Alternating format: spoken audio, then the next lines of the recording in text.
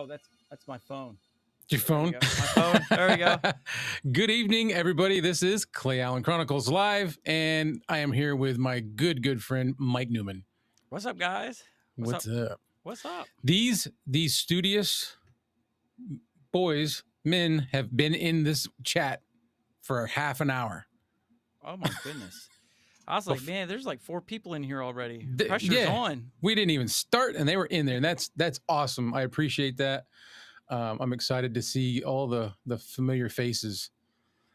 All right, who's running comments tonight, me or you, since you're hosting? Oh, it doesn't. You want to do it? Sure. Or if you start dropping the ball, I'll pick it up and throw it back. Okay, I drop the ball a lot, so be ready. All right, here we go. Let's run through our comments here.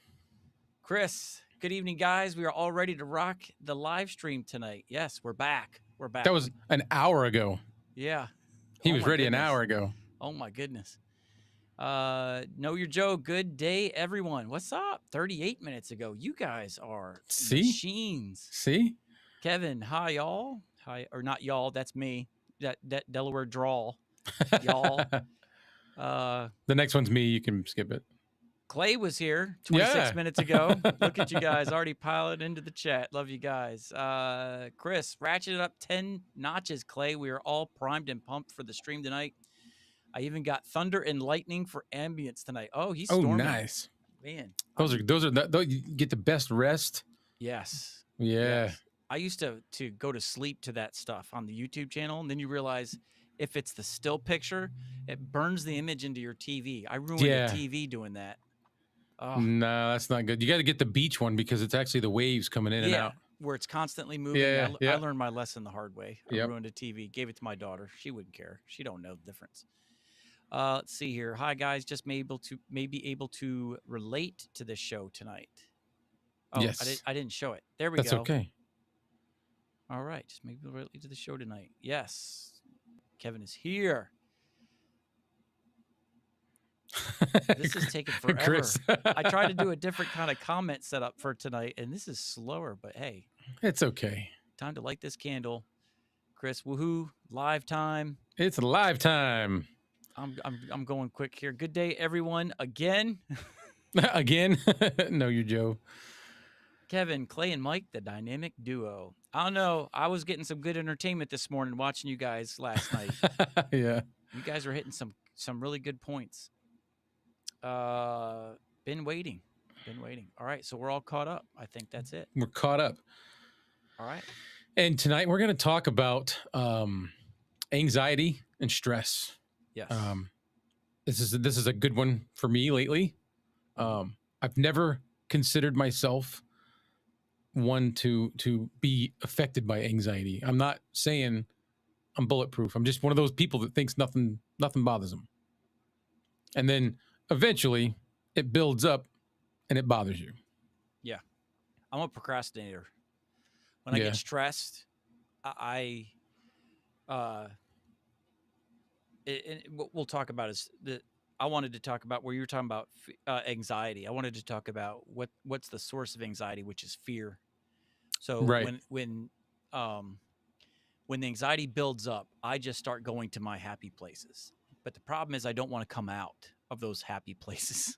Uh-huh. So stuff starts to build up, and then all of a sudden you just got to like slam through and catch up. And that kind of happened to me with my YouTube channel this month, trying to keep up with everything.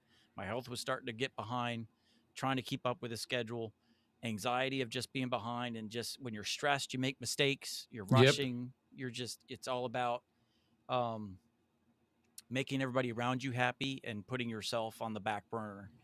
And you just, I think you were talking about it yesterday. I think it was yesterday's podcast where you guys were talking about when you start to get stressed, you make mistakes and and Kevin made this point. I wrote this down. No matter how much you try to hide it, it will show up on your live stream. It shows up. Look exhausted. For me, like the wordage, when I get stressed and exhausted and tired, it's hard for me to speak, and I make a lot of mistakes, which makes an hour. And it's even worse for you with the pots. Yeah. So that it doubles up. So here I am trying to turn my a bit more. Sure. Let's turn it up. Let me crank it up some. Crank it up. Oh, I did the auto gain, and auto gain always cuts you. It's a little shy. It Yeah. is. I always do the auto gain and then I bump it up a little more. There we go. How about that? How It how sounds about good. how about that? How's that for anxiety? Messing words up, but yeah. So I procrastinate and I get very behind, and then that leads to more mistakes and more problems. And it came to a point where I just had to shut it down and Yeah. just rest up. So yeah, Yep. anxiety's no joke. And Kevin knows. There's been a lot of stuff I've been going through at work Mm-hmm. Mm-hmm. that's kind of weighed heavy on my mind, and like you don't realize how the anxiety from those or from anything works in different ways in different people. Mm-hmm. Like I said, I've always been like this ox. You can just keep piling on emotions, whatever it is. I've usually been able to just keep on going, pile it up. I can just keep on going. As I'm getting closer to 50, which I'll be 50 this year, I'm starting to notice that there's a lot of stuff that I just can't take anymore. Yeah. I thought I could, but not anymore. Oh yeah. And Your tolerance gets shorter when you get older. When you're younger, you've got all this energy, you got all this physical stamina to just deal with it. Okay, well, guess what? I'm going to double up today. 4 hours sleep, 2 hours sleep, 3 hours sleep, keep plugging away. Then you get to our age where all of a sudden you need 7 hours minimum sleep to reset your brain. Like you might wake up and feel physically rested, but you find out that you're mentally, unless you get that delta sleep, so you don't get that rest. there's like this version of tired that I have a hard time explaining it to people sometimes, but it's the tired that you don't get to go sleep tonight and recover from it. Yeah. Like I'm tired. Well, go get some sleep. No. I'm going to remain tired Yeah. for the rest of my life now, Yeah. because stuff has just added up and you've stuffed it down inside or filtered through your emotions, your anxiety and your stress however you needed to, but you never I don't think I ever really released it. You know what I mean? Yeah. It's like if you don't find a vehicle, and I mean vehicle meaning literal, not a literal term, a literal term. If you don't find a way to get rid of that anxiety, to get that, you're just bottling it up, and it manifests into something else. And again, if you don't deal with it, if you don't find a way to get rid of it, to purge it, like your Zen stuff, it manifests physically. I like the bottled up thing because as that bottle fills, once it starts to overflow, it starts to trickle down into other cups that weren't intended for it. You know what I mean? Yeah. And that podcast I did with Bronson from Audio Hotline, he said when you get to stress and anxiety, if you don't learn how to deal with it and manage your workflow and your life, you start resenting the things you don't want to resent. Right. You resent, and just, this is not just YouTube. This could be life and work and whatever. If you can't figure out how to handle what it is that's stressing you out, you will start to resent the other things that are battling for your time. Because if you're, if it's work and you're diving in all into work and it is really stressing you out and you're not able to unload that or to figure out how to deal with it, you come home and you just want to relax. You just need that me time, and you have a spouse or kids or responsibilities when you come home that should be accepted. It's like, okay, you shouldn't even have a problem with it. Okay, I come home, family time. Yeah. But you're resenting family because now you just want your me time, and they've been waiting all day for you. And believe it or not, spouses, we both have wives, and I'm sure we both go through this, where you walk through the door, or when they walk through the door, they've been waiting all day to get home to you to talk about their day. Yeah. To unload on their day. And when we're absent from that, they don't get that release and they don't get that connection. So then you're resenting them for wanting that time together when they first come home, and you're trying to run away, and they're resenting you because you won't give them the time, and you're just trying to run away. Yeah. So not only are you suffering, but honestly, when it gets out of control, your family directly everybody suffers. Yeah, your Mhm. home, your retreat, the place where your family is supposed to be the ones you surround yourself with to build you up and restore you and re-energize you And then and that pour into resentment sets you. in. Yeah, You resent, like for us, YouTube. yeah, We've got, so like in our lives is, you've got your church stuff, you've got your family stuff, you've got your YouTube stuff, all of which you love. But you, at some point, if you don't find a way to release that anxiety, that tension, you end up resenting the things that you love. yeah. And the things that bring you joy, like it's one thing to love that, but they also give you joy. They also bring, you know, stability into your life. So when you bring that in there, it's like you come home and it's just ratcheted up. Because now here's the thing: when you wake up in the morning, you go to work, even though you're tired, even though you're stressed, physically you're at your best for the day. You just woke up, you got the energy, but then the job wears you down. So then you come home, the job got the best of you, even though you're struggling. They still got the best of what you had to offer Yeah. that day. And now you're coming home and the family gets the rest of you. Yeah. They get what's left. Yeah, and there's resentment, there's hostility, plus you're exhausted. So it's the worst part of your day, but that's supposed to be the part that's supposed to sustain you, re-energize you, Yeah, So that's your recovery yeah, from what you there you went go. through Recovery. during the day. Yeah. I'm going to hit some comments real quick. Yeah. Kevin says anxiety compounds unless you can find a way to relieve it. Yep, Yep. exactly. Yeah. It does, and it's important to figure Powder that keg. out. Huh? Powder keg. Yeah. And it's not like I'm sitting here saying that me and Mike are experts at this. We're just acknowledging that these are the things that you need to do to just to sustain this, your life. You know what I Mhm. mean? Chris, let's see. Chris, you just need a trailer with good wheels to carry it better instead of a pack mule. Yeah. Yeah, that's true, man. Like how remember me saying, like, I always thought of myself as an ox, Mhm. and literally all the emotional stress and anxiety that I went through, like especially my first 20 years of being an adult. I had kids at 19, and anytime there was money issues, if we were worried about finances, a lot of stress is finances, but if there was a kid that was sick, or just family issues in general, all of those stresses went on top of me, and everybody would see me walking around, or probably you as well. A lot of dads, they see us walking around like nothing bothers us, like they're Oh just yeah. this rock. Yep. No, it definitely Yeah. bothers us. Yeah. You try to be Superman. You just got to be Superman. Yep. Problem is, Superman, all he, We're not. never got tired. And if he did get tired, if he was, he had to get the sun would re-energize him Yeah, with just like a few seconds. right. But with us, there's no, That's not real. yeah, Yeah. we're mortal. We Yep. have flesh. We get tired. And, yeah. And we were talking about this earlier. I sent a text to you. I recently took the Enneagram test, or whatever it is. Yeah. Pastor at a church, and we have a staff, and we all have different strengths and weaknesses. And one of the things that we were running into was, we were starting to get frustrated, or there were moments when things were getting really crazy, real hectic, where we would get frustrated with someone else because they didn't think the way we thought.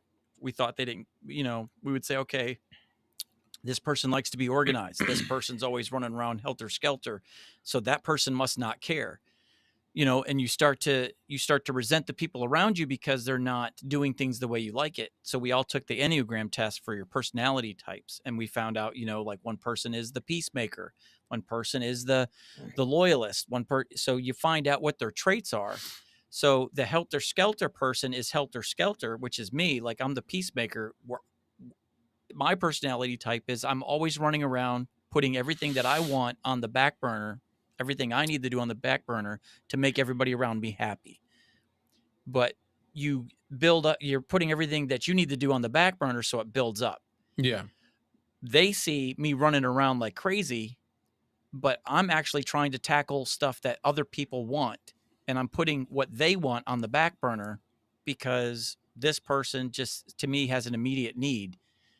So that you start to find out it's not because I don't care. I'm just running around like crazy because I was so busy You're trying to last care too week. much. Yeah, I spent my whole week trying to do this for this person and that person, that all my responsibilities that they're dependent on didn't get done.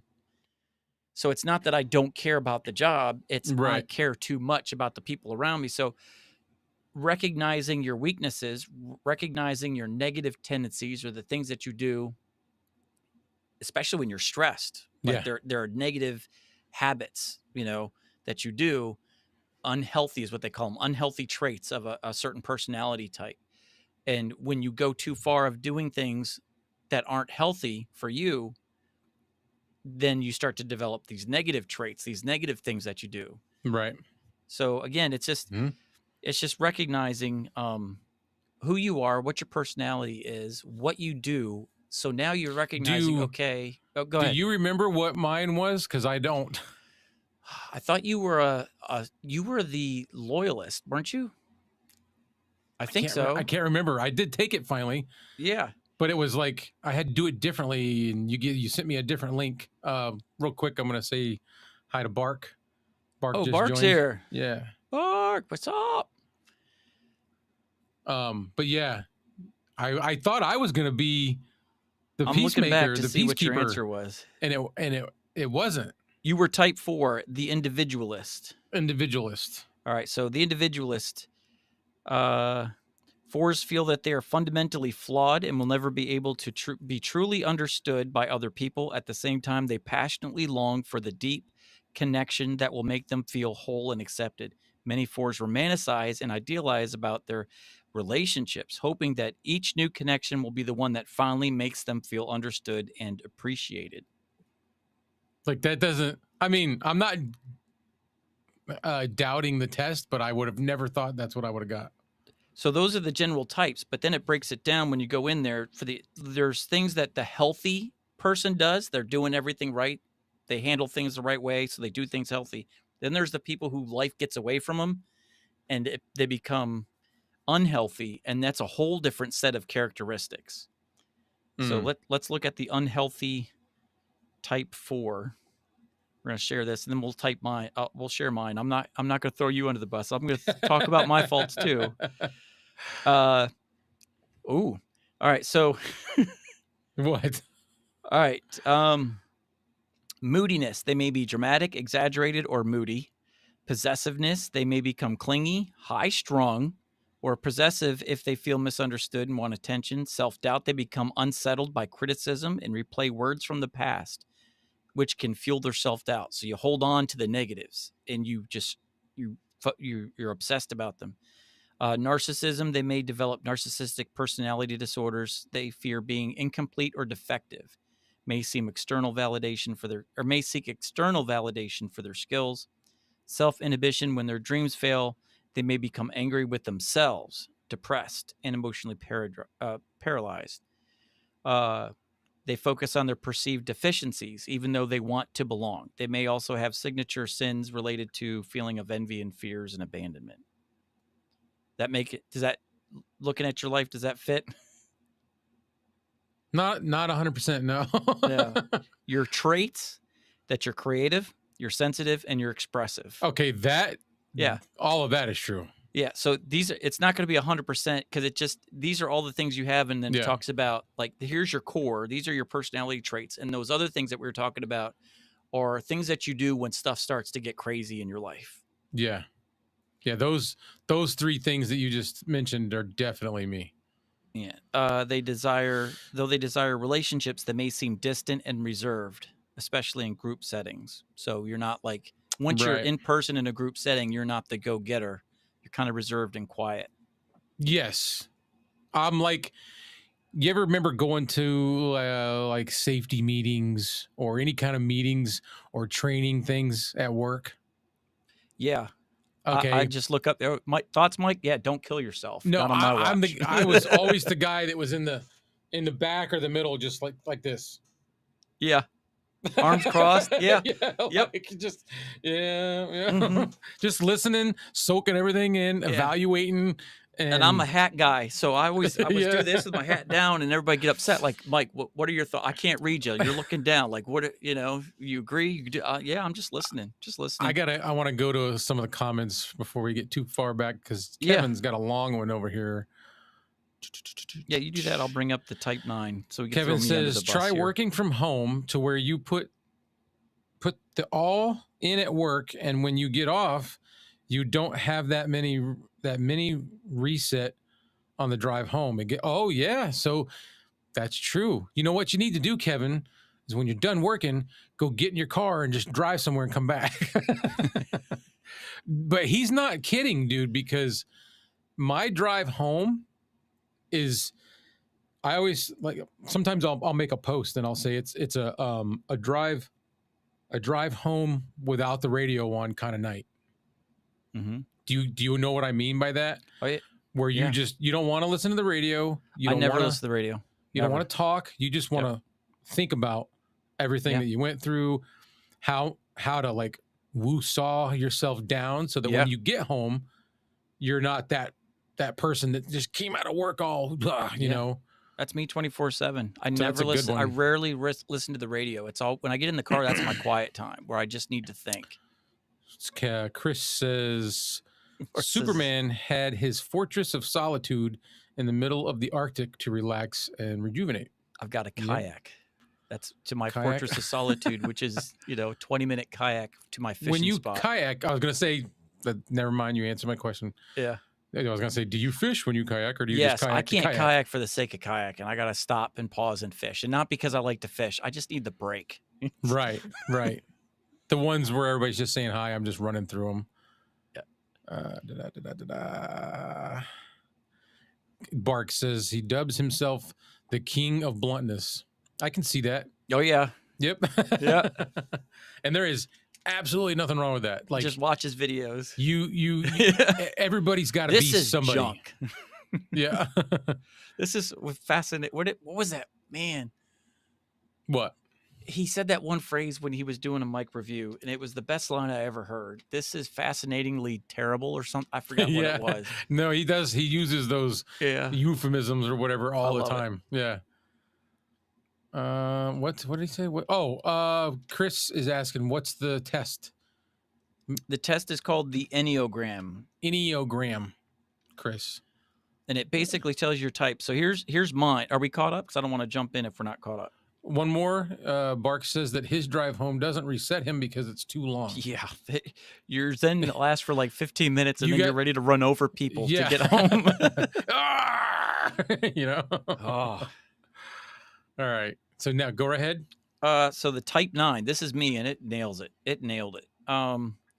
So the Type 9 is the peacemaker. Nines are defined by their desire to maintain a sense of inner peace and harmony and avoid conflict and other emotional disturbances. I hate conflict. Hate it. I get angry with conflict. Like, come on, guys. Seriously, this is how we're going to spend our time. Yeah, I don't like it. They are typically agreeable, calm, and easy to be around.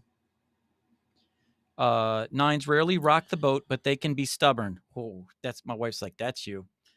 While they typically go with the flow, they dislike being controlled and will respond with passive resistance if pushed too far. That's me. Like, I will go along with it, but if things aren't going well, I don't like doing. I start to rebel. I get nasty. I get mean. Get irritable. I get grumpy. If there's conflict. If I get too negative, where I'm constantly doing something else for somebody else, and then I sit down to go do my stuff, and then I got to do something else. And then on top of that, this is what really gets me. This is where I get frustrated. And this is where I'm generally a nice guy. 99% of the time, I just let stuff roll off me. I really don't care. I try to be the happy guy in the room. Same here. But there are a couple of moments where I bite back a little nasty, and I have no mercy. And it's when I'm doing something now, and someone wants me to do it their way, not my way. Okay, this is my job. This is my responsibility here, so I'm going to do this. Well, I don't think you should do it. Have you ever thought about doing it this way? No. And then they get upset. This is my thing, my way. All right, I just spent 90% of my time doing everything for everybody else. I'm going to do my stuff my way. Don't tell me how to do my stuff. Right. I get agitated with that because you're tired, you're stressed. So yeah, that's right on. Like all of the moments where I've had to apologize to people is where I'm just now I'm behind. I'm trying to knock my stuff out, and you're criticizing how I'm doing my stuff. It's not your job. Yeah, yeah. You have no like what I'm doing does not affect you. You're just you know pushing your opinion on me of how I should do my things. I hate that. Yeah, I Hate it. know, I'm with you on that. Uh, Especially when you know how to do what you do and you know how to yeah, do it well. yeah, You're just like, I didn't come to you for an opinion, yeah, you yeah. know. You asked me a question, I answered it. That's the end of it. Don't sit here and get upset because I don't agree with your way of doing it. This is my department. It's my decision. We agree to disagree. But there are some people when they don't do that, I snap back. Um, Deepest fear. Nines fear being too needy and thus pushing people away. Yes, I hate asking people for help. So if I get to a point where I'm drowning and I need help, I will just withdraw and disappear, and I will not ask for the help, and then I will just push everybody away so you won't need me anymore. I'll sabotage it. See, if I need help, like I need somebody to hold the ladder, or I need somebody to like, I need an extra hand. I don't mind asking for that. Oh, But I what I hated doing it. don't like is if there is a big daunting task. Let's just say I'll give you an example. When I lived with my long time ago, I lived with my ex-in-laws. He was big on using a wood stove, and we would have to carry wood in, the wood in, every now and then you got to fill it up. Mm-hmm. When somebody knows that there's that daunting task and doesn't volunteer to help, I'm not asking them. Yes, that's I'm going right to there. do it myself. Yeah. And I'm going to be pissed at you because you didn't Offer. help. Yeah. Because you didn't offer. Because that's what we do. I shouldn't have to ask for something like that. That's a manners thing. Yeah. That's what I do. I walk in. Do we need help? Do you need help with this? Do you need help with that? So I'm not going to ask for help. No. You should see my problem and jump in and just help. So I was a maintenance. I was Yeah. a maintenance supervisor for low income apartments. Okay, so they tore their stuff up. It's just how they are. They, Yeah. No, yeah. So I was constantly replacing doors. Like some people, same apartment. You're fixing the same stuff over and over I did again. that for a little bit too. They're kicking doors down and they're punching holes in the doors. Like they don't respect their stuff. No. So anyways, you're fixing a lot of stuff. So there'd be times where I used to have like a couple of maintenance guys under me, and I would constantly offer to help them when they were getting overwhelmed and overrun. So all of a sudden I would be sitting with them at a lunch table and be like, all right, I just got a call that a water heater just went up. I got to go get this water heater out. It's flood, nobody comes to help. I shouldn't have to ask. It should be let's go. Yeah. So you get there and it's like, all right, I got to get this water heater out of here to put the new one in. And I don't have time for it to drain. I would literally carry that thing by myself before asking for help. I would literally just get that water heater and I just bear hug that thing and go down 3 flights of stairs one step at a time before I would ask for help because I'd be ticked. That nobody just offered. There was a word I used to use that I won't use now, but that no one offered, that you were okay with me doing this by myself. If you let me walk out that door without volunteering for help, I don't want you with me. That makes me I'm so mad yep. that you weren't willing to help, that I don't want you. I don't want your company. No. So I used to I'd take fridges up 3 flights of stairs where I remember one day I really messed my back up because I had a fridge that went out and I had to bring a new fridge up to their apartment, three stories, and someone had my cart. They took my appliance cart. Yeah. They knew they had it, but they didn't want to leave my property where I had them at to go. They didn't want to go get it. So everybody was just, well, I'm not, just being ignorant about it. So I literally I walked out of the room, slammed the door, grabbed the fridge, and I carried a fridge up 3 flights of stairs and brought the old one down without the dolly, just so they could see me jacked up from doing all that. Right. Just to, this is all I'm going to say about this. I would have done the same. And I would. Because if if it gets to that point and I have to say something, so let's say it's something that I really can't do, and I had to, you bent me so far that I actually have to come ask you to help me now, Mm-hmm. nobody in the room is going to like the way I ask. Yeah. And when you're They're mad, not going to like it at all. and here's the thing, what I liked about it was when you're that mad, you can lift anything. You could throw a dishwasher 30 yards, Mhm. whatever it was. So it's like when You I got got like that mad, I mild really wasn't even adrenaline. worried about not being able to do the job because I knew I was so mad. I'm like, I could carry a fridge down. I'm so angry. I can take this water heater myself, no problem. I'm that angry. So yeah, that's the kind of stuff. Wrapping it up. Being needy, so they they cope with this fear by submitting to the desires and agendas of the people around them, being agreeable in order to be included. Core motivations, 9s, are motivated by their need for peace and harmony in their environment and their desires to avoid conflict and deal with insane emotions or unpleasant emotions, not insane emotions. Right. So yeah, that nails me to a T. That's who I am. Yeah. I'll Yeah. help anybody in a heartbeat without being asked. No, And if just volunteer, jump right in Yep. constantly. Like I load and unload trucks at work, and they actually, and I'm not trying to brag, I'm just telling you the truth. Mm-hmm. There's a couple different companies that come there, and those companies have hundreds of drivers. They have like a system, and there's like driver notes and like all kinds of specifics about how to get into our facility or whatever. I'm in those notes. They're always telling me, yeah, everybody talks about you, like you're the nicest guy. You like, and tell everybody to come in and use the restroom. You offer us drinks. Like Mm-hmm. no shipper ever treats us the way you do. Yeah. And I'm just like, because this is how it should be. Yeah. You know what I mean? It should Yeah. always.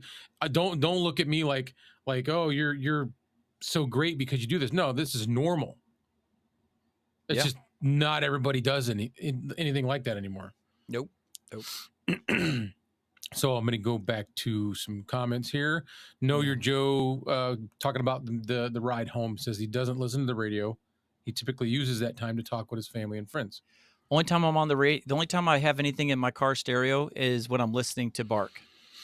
Yeah, well, Seriously, if I listen to his podcasts because he's just the funniest guy. Seriously, like his stuff is hilarious. So I just put it in there and I just listen to it. He's reviewing a mic, like a karaoke mic. I don't need the visuals. I'm just listening to him review the karaoke mic. That was $8. yeah, So honestly, and I'm not trying to just say this because he's a good guy and he's here. Like literally, the only time I have any audio coming through my car is because of him. One, I'm either listening to his videos, or two, I've done a video review of a microphone, and now I upload it to YouTube just so I could listen to it in my car for that car driving experience. And I never thought of that before until he mentioned oh, it. you talking about like with his music Yeah. thing? Yeah, But he listens to podcasts in the car, so it's important to know how a mic sounds in a car. And it's a different sound than in a studio or in a headphone. So now I just always try to get in the car. It's a good and sound. Listen to it. Yeah. I like listening to this stuff in my truck. Yeah. It just sounds, it's almost comparable to wearing a good pair of headphones. Yep. So yeah. Yeah. What else we got? There's somebody else just joined in, the Outsider Jess. What's How you up? doing, man? Thanks for joining. What else do we have? Bark was saying the 50-minute ride to work. 50 minutes to get angry again. Yeah. Mine's 30 minutes.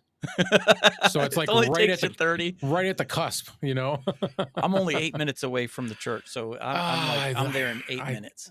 I would love that. And it's country roads, so there's no traffic. It's New England roads back here in the boonies. Chris says he thinks he is somewhere between a 1, a 5, and a 6, mostly. Seriously, like even though I'm a type 9, it says I'm 100% type 9. I'm a 97% type 2, which is a loyalist or something, a helper. That's what it is, a helper. So you could have like 3 or 4 multiple, Oh, yeah. Well, why not? Why not? Yeah. You don't have to just be one thing, but yeah, you have the traits of those. I'm thinking that maybe I didn't answer correctly or honestly, or I don't know. Like, that's it. Because here's the thing, and Because that I had to take it a second time because halfway through I realized I was answering the questions the way I wanted to be. I wasn't being honest with myself. Like, okay, this is who I want to be. This is who I would well, like to be, instead of, okay, this is actually how I do react. Okay, I was answering them like I didn't want to try to. I wasn't trying to be Mr. Goody Two Shoes, and every now and then I would be like catching myself thinking, "Man, my answers look like I think my crap don't stink." Maybe I should answer differently, and I think that's where I went wrong. Yeah. I don't know. Rage Yeah, work. it's really hard. You have to be disciplined to answer it. You have to be honest with yourself because it's painful. Some of them questions they're asking are like, that sounds like a jerk would answer it. Like a jerk would only answer it that way, but I actually do that. So I actually need to hit that, Right. Rage work. Rage work. Yeah. He had said earlier about getting a shed and making like one of those. I Rage laughed rooms. at that. I saw that. I was like, dude, so true. When I was maintenance, we used to take appliances, old appliances like, dishwashers, whatever it was, and then we would take it to you ever see that TV show The Office where they take printers out and just destroy the printers? And that TV show The Office, we would take the appliances out to the back of the property behind the woods, and then we'd all just get bats and we would just unload on these appliances that were toast. So I used to do that too. I had a bat. Yeah. Now, this is going to sound awful, but I used to do it. No, listen, I'm all about honesty. And when I was a kid, my dad was pretty rough. Okay. Everything that he did shaped me into who I am today. And I think he did a good job, but he was rough. He was really rough. So every now and then I would get mad. I lived in Florida. We had saplings, pine trees. I don't know if you've ever seen them in Florida. They're like rubber. They'll get really tall and be real skinny. I had a Louisville slugger, maple Louisville slugger. And whenever he was like really pissing me off, I would go out there with this bat and I would take down those trees. Hey, I would hit them until they fell. Like just gotta get it out. Yeah. Yeah. Where was I? I had an awful temper. I was the Incredible Hulk. I would break stuff all the time. No. Oh yeah. My wife was always on me like, you need anger management. Boy, that made me even more mad when I'd hear that. I'd do like, oh, that's it. Of course. Dining room table's now gone. Of course. I had a 79 Camaro, and right above the doors on either side on the roof, there was dents all the way down like the whole length of the roof from when I was working on it. And I would get so pissed off at whatever wasn't going my way. I would come out from underneath the car, stand up, and just start punching the roof. Yeah. I was that. I embarrassed her so many times in the early part of our marriage. I'm not lying. Chris would have pushed the water heater downstairs, he says. I thought about it a few times, but I didn't want to hit, some kid You'd have had walk right out the front door. on. I'm going out to play. Yeah. Rolls right over him. Now I got to replace the third and fourth stairs. What are you ordering? New fridge and another kid for apartment 705. I crushed the water heater and I crushed steel the kid. door and a left shin. Yeah. So this is I'm gonna shove this one over to you because okay. Kevin is asking if we have any tips for controlling anxiety, and the reason I'm pushing this to you is because you're the pastor, and I don't have tips. Okay, so I did write this down. First off, recognizing anxiety is a byproduct of something else. People think anxiety is its own emotion, honestly, by itself, but anxiety is a byproduct of fear when you're afraid of something. All right. So your anxiety is the emotions that you're processing as you are afraid of an outcome. You're anxious because you're afraid of failing. You're anxious because you're afraid of being, outsider. Just talking about introverts. Like for all introverts, you're anxious about being around other people. You're anxious about your job, your whatever it is. You have a fear of something. So it's when I feel anxiety, I have to stop and I just have to start like, why am I anxious? Okay. What's the worst case scenario that is going to happen from this situation? So for me, I'm a pastor, but I have social anxiety disorder. I don't do good speaking in front of crowds. I'm a pastor. I'm a guy, I go on missions So trips where I'm in the middle of a city square talking to thousands of people. you just identified your therapy and your way of getting through that anxiety. Yeah, so I have to call it out for what it is. Okay, You put I'm yourself in afraid the of speaking in positions. front of a bunch of people. Why I'm anxious? So why am I anxious? I'm afraid that when I'm speaking in front of a crowd that they're going to look at me and say, "Okay, that's a phony. That didn't make sense. Oh, you messed that up. Oh, this guy doesn't know what he's talking about." And they're just done with me. But So that never happens, does but it? it never, so that's what you have to tell yourself. Okay, I'm anxious for this, but here's and I'm being brutally honest. I No. have to tell myself when I get ready to go up on stage to preach or to speak or, go somewhere where there's a lot of people. I don't do good in crowds. Like in my younger days, I used to throw elbows to make my room if I had to. I made room. Uh, got, as a jerk. But anyway, Mhm. so you have to tell yourself, all right, I'm not going to die today. No one's here to kill me. All right. So I'm not going to lose my life. I'm not going to lose my family. I'm not going to lose my car. I'm not going to lose my kids. I'm not going to lose my friends. So why am I so afraid? What am I really going to lose? Nothing. So once you get down to what your fear is, and then you recognize it, and then you say, okay, I'm not going to lose anything. Screw it, going up there. People don't like it. They're going to walk away. I don't know that person from a hole in the wall. So if someone gets up and leaves the room, Sorry, have a Nari. good day. Yeah. But until you call that out, you'll let that anxiety just, if you don't address the fear, you just rest on that anxiety, you will be afraid of that as if you're going to die. Like if I walk up in here, I'm going to lose. That's going to be my last moment on earth. But we let it build up to where that anxiety now would be the same kind of anxiety as if I'm going into battle, in Iraq, and I'm the only one without a gun. We're all charging into a gunfight, and I don't have a gun, so I'm You're just just yelling and screaming. Yeah, but we let our anxiety build Yeah. up to be comparable to someone in that situation. So call it out and just like, okay, none of this stuff is going to happen. What will happen? What's the worst that's going to happen? That dude in the back row that I've never met, don't even know his name, is going to get up and walk out because he thinks I don't know what I'm talking about. Okay, am I going to see him tomorrow? Is he going to be? Do I have to depend on him? Does he depend on me? Does he know? Like, no. So why am I so worried? Why am I so worried? And then you just call it so you can deal with it. So it's identifying the fear, then Sounds identifying the worst case scenarios. Are they real? Like, what is the worst case scenario in any situation? I'm going to die. I'm going to lose something. I'm going to and that's not going to alienate. be because of any of the people walking out. Yeah. So it doesn't have to be just a speaking engagement. Whatever it is your fear is, identify the worst case scenario, and if it's even possible. It's okay. It's not even like the worst case thing is, okay, always I'm going to die. Okay, I'm not going to die. All right, let's get that out of the way. All right, I'm not going to lose anything.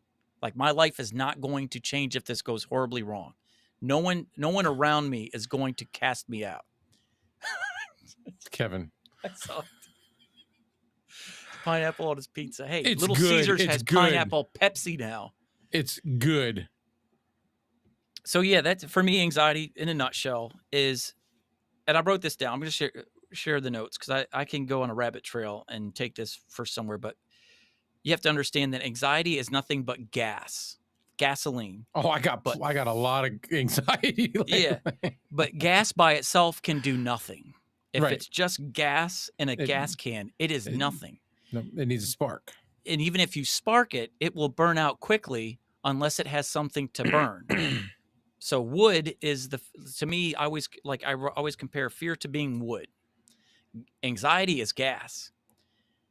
But you put the two together, still nothing's going to happen. The spark is what's going to ignite the both of them, and then the anxiety consumes the fear, and it consumes you, and then there's nothing left of you.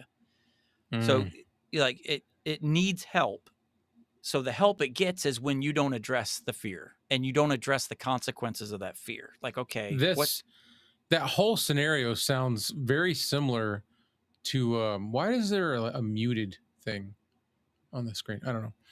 Well, The little speaker thing above me looks like it's muted. editor. It says editor muted, Okay, but doesn't it's mean only on nothing. our end. That whole scenario that you were just talking about sounds very similar to something that I do to myself in my head Yeah. when I talk or when I think about emergency situations like traffic, uh, kids getting hurt at home, like the house is on fire, which Yeah. I haven't been involved in. But when I think of these emergency situations, I run through scenarios. What would I do if this happened? What would I do if that happened? And I fail every single time. Yeah. Every single time I fail. Yeah. But when they happen in real life, it's like I'm not even there. Somebody else is driving, and everything just works. So you said it right there. The fear is the wood, anxiety is the gas, but guess who's the match? You are.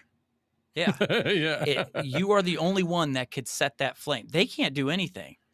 So anxiety could be, just going away from a speaking thing, like, financial problems. That affects everybody. Like anxiety. I got to be able to do this and this and this, or else I'm not going to be able to do this. Okay. At the end of the day, worst case scenario, they can't take blood from a turnip. All right. Yeah. I only have what I can give. If I can't give what it is that I need in order to overcome this situation financially, okay, so I lose this and I lose this and I lose this. Do I lose my family? Is my wife going to leave me? Are my kids going to leave me? Am I going to be homeless on the streets? Okay, that's the number one thing. We think if we get behind on our bills, we're going to be homeless.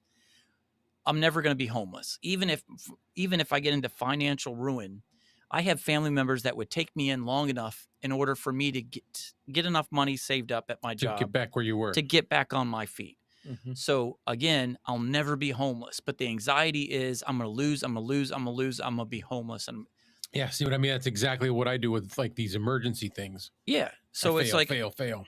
Yeah. So I always tell my wife, all right, here we go. What are we afraid of? All right, we're afraid that we're not going to have the money by this date. Well, guess what's going to happen? We're afraid that on that date, if we don't make it, the world ends. We literally think that there's no day after that. I said, but circle the day after that count on the calendar. Circle the day after. And she's like, why are we circling it? Because you're still going to be alive. We're still going to be here. We're still going to be able to do stuff. And I always tell her that, like, she worries naturally. She's the worrier. That's why I look so young. She does the worrying for the both of us. She's the, so she says, if we, 25 years of marriage, we've had periods where we've been financially really struggling, or how are we going to pay the bills this month? How are we going to do this? 25 years, we are still here. We still have a house. We still have a car. And how many times did we run into a situation where we felt like there's no tomorrow? Mm-hmm. There's no way we're going to get through that. Somehow, some way, we always got to the day after that on the calendar. So whenever, like for me, I always tell her, like, okay, whether it's a big church event, like I had a big event, big camp for a lot of kids. Careful. I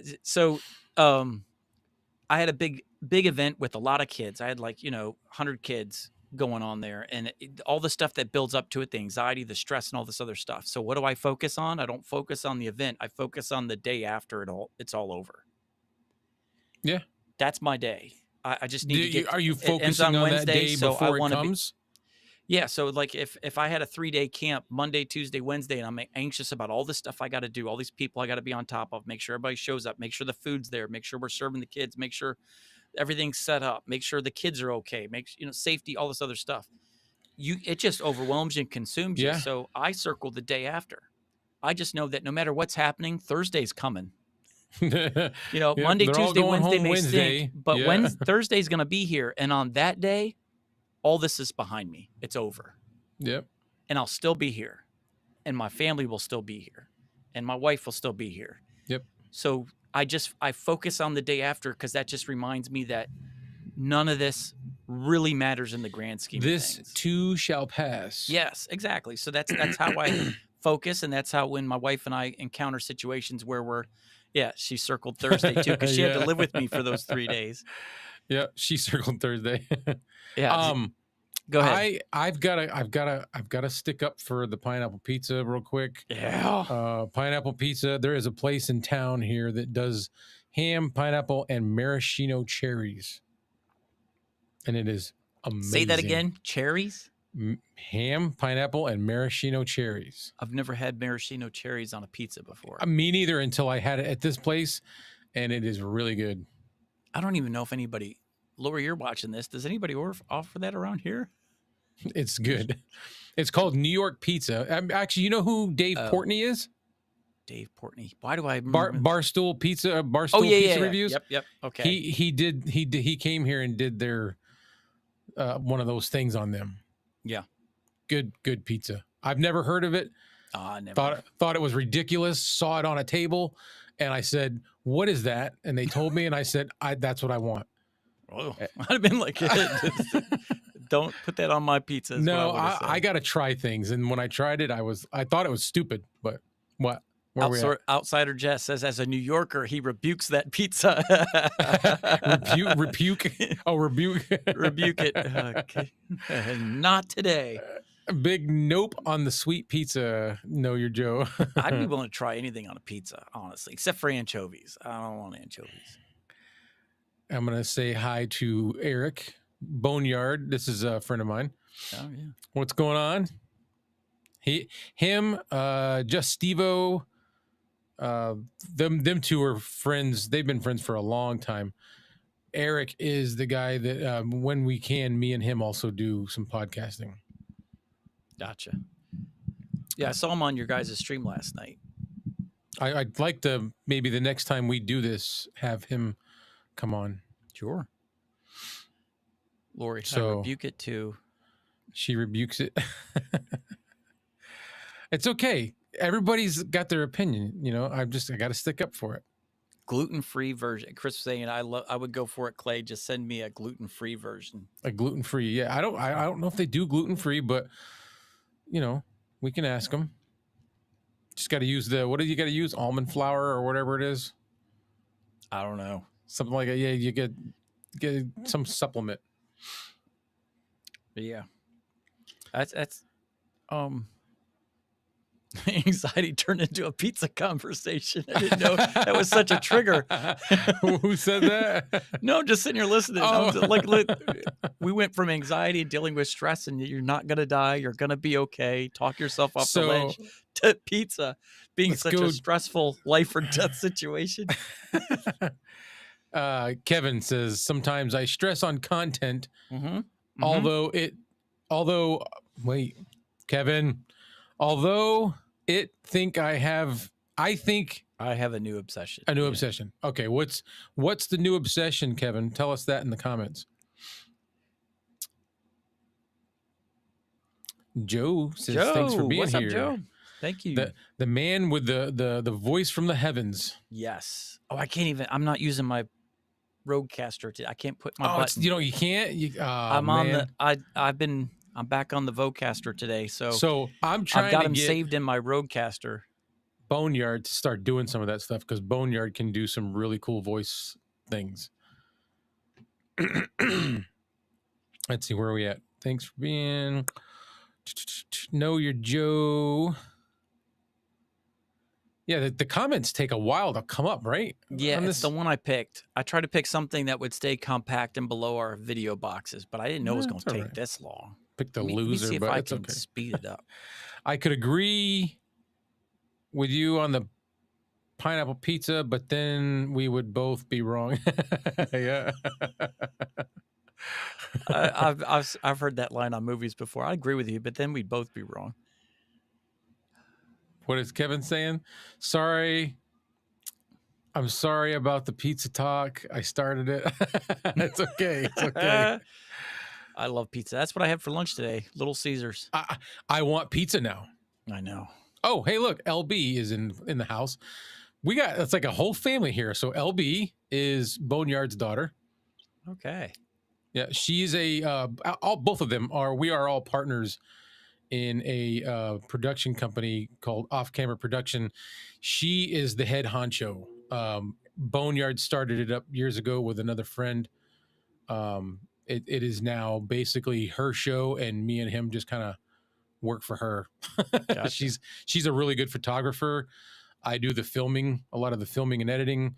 But yeah, look at the whole little family here tonight. I wanted to touch on Kevin's comment where he said he gets anxiety from content. Yes. I was there. I was there, and I had to make a decision a month ago.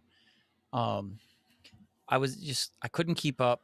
Of course, my health was starting to be an issue where I couldn't be sharp. I wasn't focused.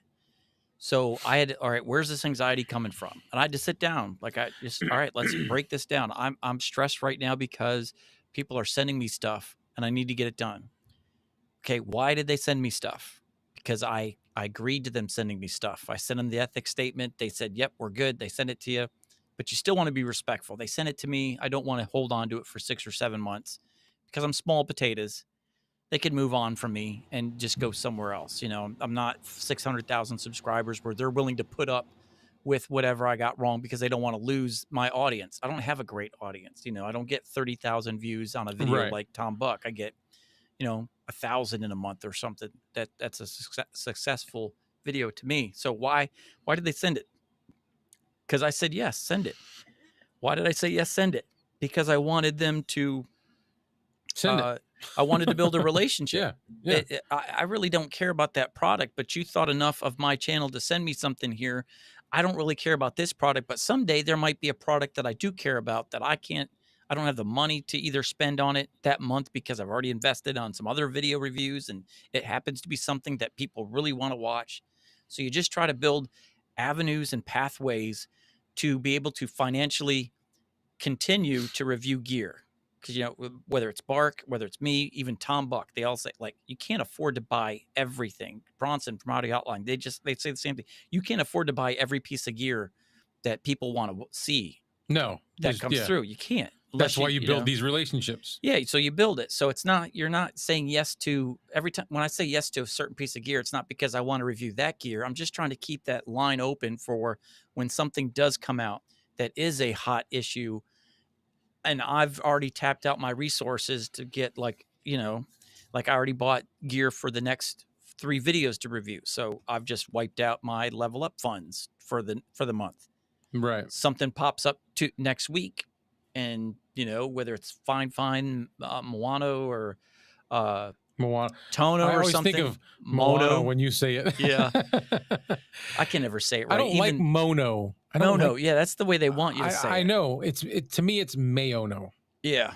First I said Moano, then I said Mayano. Yeah. I just think of The Rock and yeah. What can I say except anyway. You're welcome.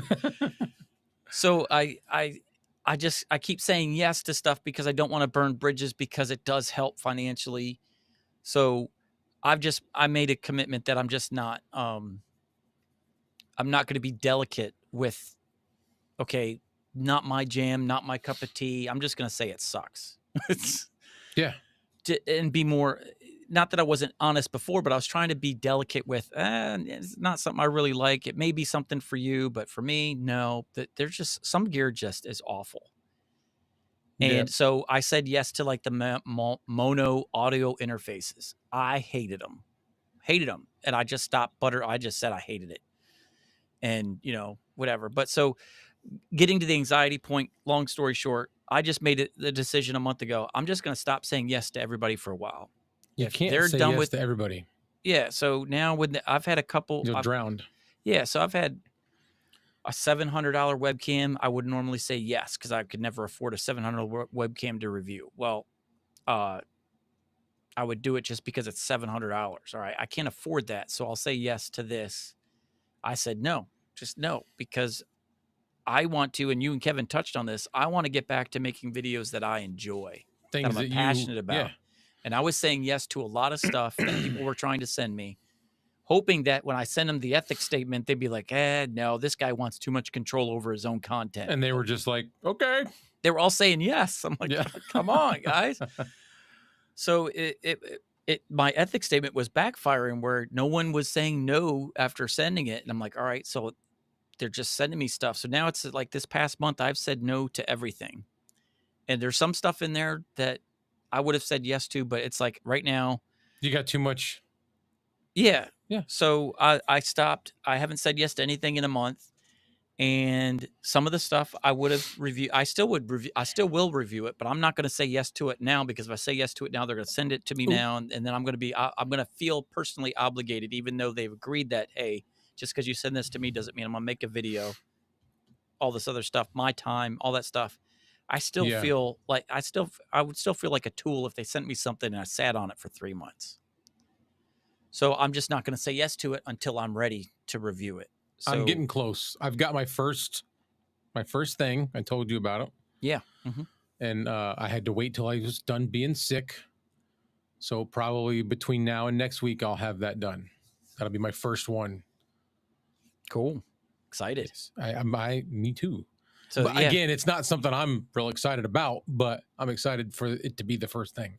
yeah. There's microphones I have in here that I use all the time that I've never done a review on, and they're my favorite microphones. But I bought them, so I always put it on the back burner Yeah. Yeah. Well, yeah. Everybody would. because I got all this stuff sitting in a pile over here. So it's like, but no one is sending me an email to make a review about the Ethos. No one's sending me emails about the Lewitt LCT 240 Pro that I've had for 2 years.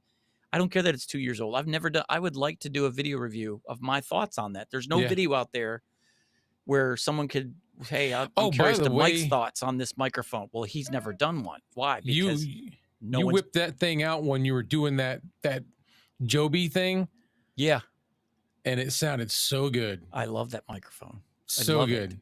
And I was just like, okay, this is the boom arm right here, the Joby boom I arm. know. I was like, this thing is so cool, and these pads, because that microphone is so oh my gosh. It's horrible.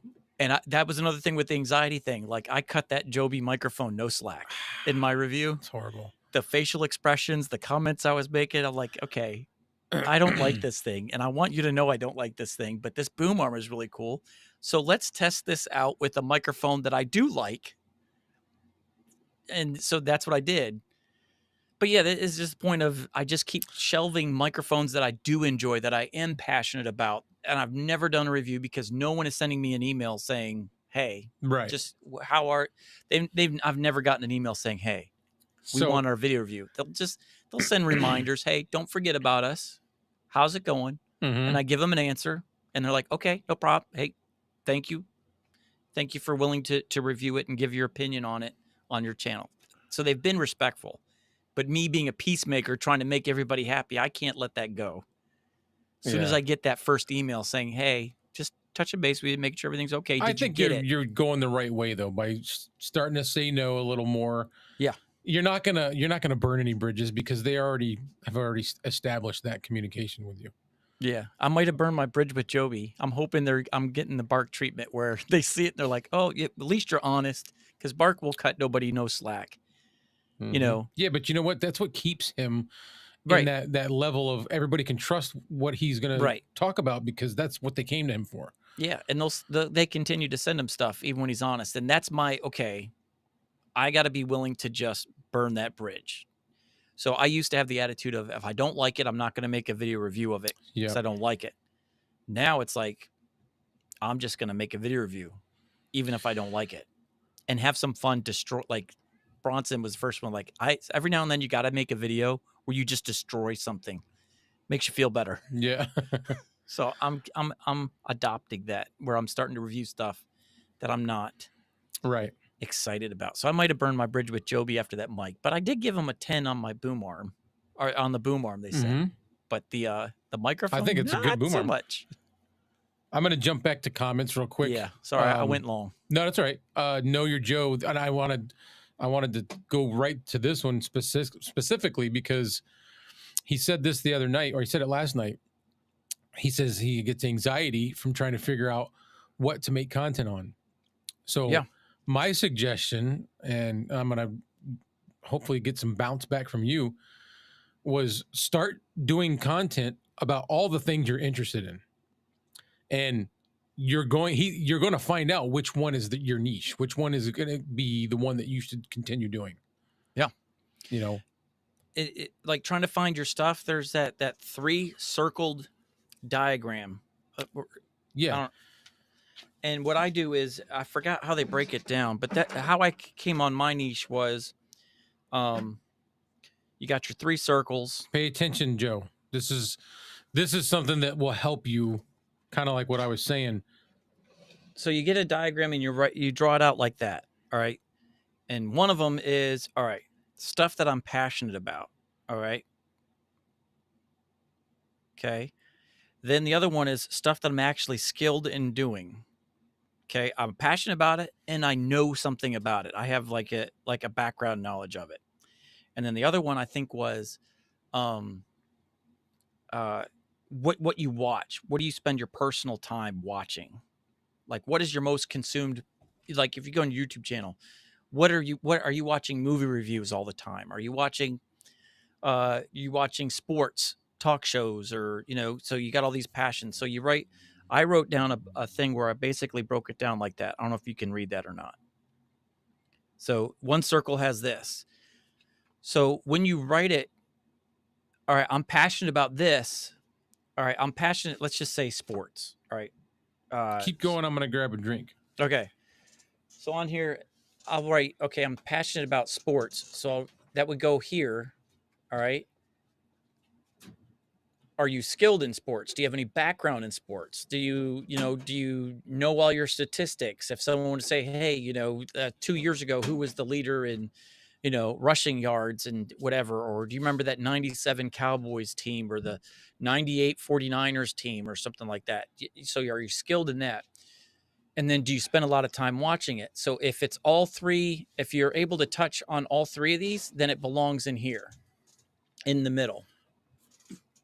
So you put your dot in the middle. But if it's okay, I'm passionate about sports and I watch a lot of sports, but I'm not skilled in sports, then it goes over here. So you start where you're saying you got all these different ideas, start putting them on the circle where it's all right, I'm passionate about it. I have skills, background skills on it, and I watch it. So all those three things. And the ones that kind of fall right in the middle where they touch on all three circles, so you put them dead center where they overlap, those are usually your niche ones that you start out with. So for me, it was like, all right, I'm passionate about microphones. I have some skill in, I'm not an expert. I was a DJ 20 years ago in a radio booth.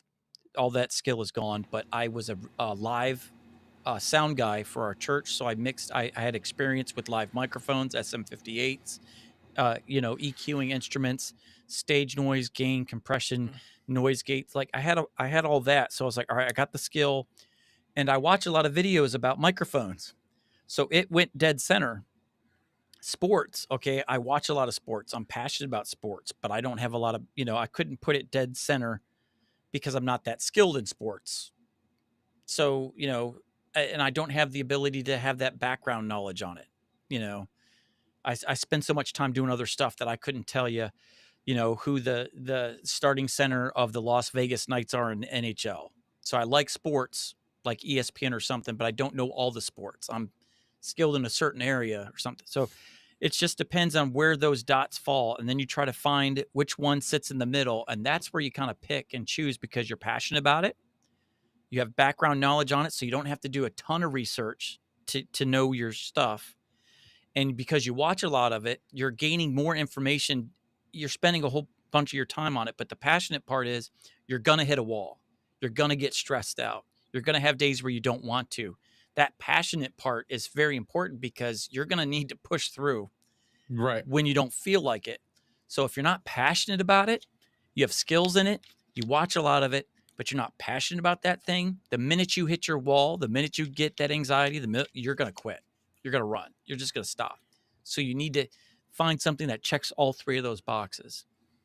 So that's how I got there. I'm not saying that's how everybody else got there, but that's how I settled on mine. I wanted to be a No, but sports that can radio help talk show him host. alleviate some of this anxiety over what to make content on. Yeah. So yeah, just write down all your interests in those three circles, things that you're passionate about. And then you just kind of like a chessboard, you kind of move stuff into the middle or, circles that overlap, between the two circles. But then you'll find out which one is the closest to the middle. And with the one that's closest to the middle, you might find only one of those things hits all three circles and lands in the middle of these three things. And that's the one that you would jump on. And you could always pivot later. just get started in something. You want to get started in something, get the experience, get the knowledge, make mistakes, be messy, learn the good and the bad of making video and content, and the stress, learning how to deal and handle the stress while you're doing it, achieve some goals. And then once you got all that down, if you're not okay, Clay did it. Like, I'm just going to pivot. I'm going to go over here.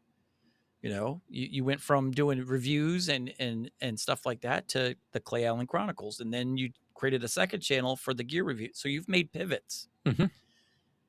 You can create multiple channels. I want to do the reviews because they're fun. Yeah. I enjoy it, but I found this need for the Chronicles. So yeah, that's where that came about. Eric, the Broken Brain, he says, since I'm late, is this about stress and anxiety about streaming? Not particularly. Like, whatever it is. It's streaming. Stress and anxiety, period. We just, right now, we've kind of fell onto how it applies to this. Yes. Yeah. Because stress and anxiety comes from everything. And we got a lot of content creators in here, or YouTube watchers. Yeah. And that's another thing, creating 2 channels. You have 2 channels. I have 2 channels. Level Up, and I also have Coffee at the Cross. So my Coffee at the Cross is primarily a Facebook live stream that I have a YouTube channel to go with it. But most of my viewers on that live stream come from Facebook. But Level Up is where I get to enjoy and just have fun. The other one can be serious and, it can be heavy. But Level Up also funds the gear. All the gear that I use for that live. Like, I have a 4-person podcast where we're all sitting in the same room. Where do you think the webcams came from that I'm using in that live stream? From this channel. Where did the microphones come from? This channel. So from this thing, as a byproduct, I enjoy this, and it allows me to use cool gear on my other one. So the other one is something that I'm just as passionate about. So you could do 2 channels, and one of them might get more viewers, and one may make you money. If you're trying to, whether it's AdSense from Google, all that stuff, Amazon sales, all that other stuff. Other one may be one that gets you the results and the money. The other one may just be a pure passion project where it's not going to make money, but you enjoy it. So it doesn't matter. Yeah. So that's what I do. Like, Coffee at the Cross is not going to be, because it's primarily a Facebook thing, not a YouTube thing. Most of my viewers are Facebook, not YouTube. I don't get AdSense from that. I'm not monetized. Facebook doesn't send me any money. I can get 500 views for a live stream over there. I only get, 100 views on YouTube for this. But this one pays more than that one, even though I have more views on that one than this one. So, but I'm passionate about that one. I don't need the money from that because Level Up does the job. Right. So maybe that helps you too. Know your Joe. Hopefully. Yeah. He had mentioned that last night, and I was like, he said he's got several ideas and things that he wants to do content on. And I'm like, so go ahead and just start. That's the first step. Just do it. Yeah. The second step is, if you've got a couple ideas, try them out, see how they go, and see what responses you get on the different stuff. And then you can start kind of tweaking it more towards that one, the one that at least if you do that, it's all stuff that you enjoy. So you can't go wrong. You know what I mean? And I wouldn't start out 2 YouTube channels in the beginning. Start with one. Yeah. Get through them first 10 videos, because if you try to do 2 different channels and 2 different, because you need your algorithm to work with you, so you can't leave one alone for 2 months. You got to, so pick one, start with that one, and then once you get your feet under you, and you got your editing, you got your software, you got your routine, you got your schedule, you know what you're dealing with, then start that second channel. If you're like, okay, I feel like there's something missing here, let me try that one. Don't put them on the same YouTube channel. Create a second channel and create that passionate stuff on that one. Yep. And now you've got if it catches fire, it catches fire. Niches, like 2 separate niches. Yeah. So yeah, that's I think the beautiful thing about YouTube too is also, like, we do Level Up, or I do Level Up, but I could do a live stream on anything. Like, that's not going to hurt my algorithm, the live stream, the podcast. So the Outsider Jess was just talking about it, working on combining podcast and video games. You could have a video game channel and then just have a podcast on that same channel about whatever. Right. You just don't want to make videos, post them, and then try to stack 2 different things on the same channel. YouTube's not going to know what to do with you. Where do I send you? to Right. get the views. They won't. Yeah. So he likes the circle thing. Yeah. That's And how I just come on mine. That's how I come down to mine. Cause I'm the same thing. I had 4 different ideas. I wanted to do a gaming channel for fun. I wanted to do a sports broadcast, a sports channel for yeah. fun. I wanted to do gear review, but I was like, man, I don't. I'm no Bandrew. I'm no podcastage. I'm no obscure mics. Where you could take a capsule apart and Yet. wire his own stuff, like all Oh that well, stuff. yeah. I was like, But you these don't have guys to are be. so like, what place can I fit in here where I can bring something that they don't when they have everything that I don't, and I don't have anything that they don't have. But it's just a different flavor. Some people like chocolate, some people like vanilla, some people like strawberry. I'm just a different flavor ice cream for Yeah. gear reviews. I'm more of a Tom Buck guy where I don't get into the nitty gritty of breaking down gear, the statistics Specifics. of it. Yeah. I go through just the user experience of it. Broken brain. I don't have a hard time dealing with stress, but people have a hard time dealing with me when I'm stressed. Yeah, ask Lori. That's me. Yeah. When I do get to that point where I stress, I'm a bear. I'm a bear. What else has he got here? A lot of my stress comes from wanting to accomplish things. I am so used to working, and since I lost full mobility of my leg, I can't work like I used to, and it really drives me crazy. Okay. Yeah, that Huge for me personally. I can relate. pots. I was a workaholic. There was a period right before I got POTS. This was my life. I was going to full-time college, at a full-time job, 40 to 50 hours a week, and then I had ministry on top of that. So I had three full-time things going on at the same time, and I was just pulling and pulling and pulling, but I was used to it. I'm a workaholic. I've always been that way. I just work and work and work, and I never went home until the job was done. And I never, I would just skip days off and work on days off. Didn't matter. So then I lost all that with POTS. And all of a sudden I'm a workaholic who can't work for more than 4 hours at a time.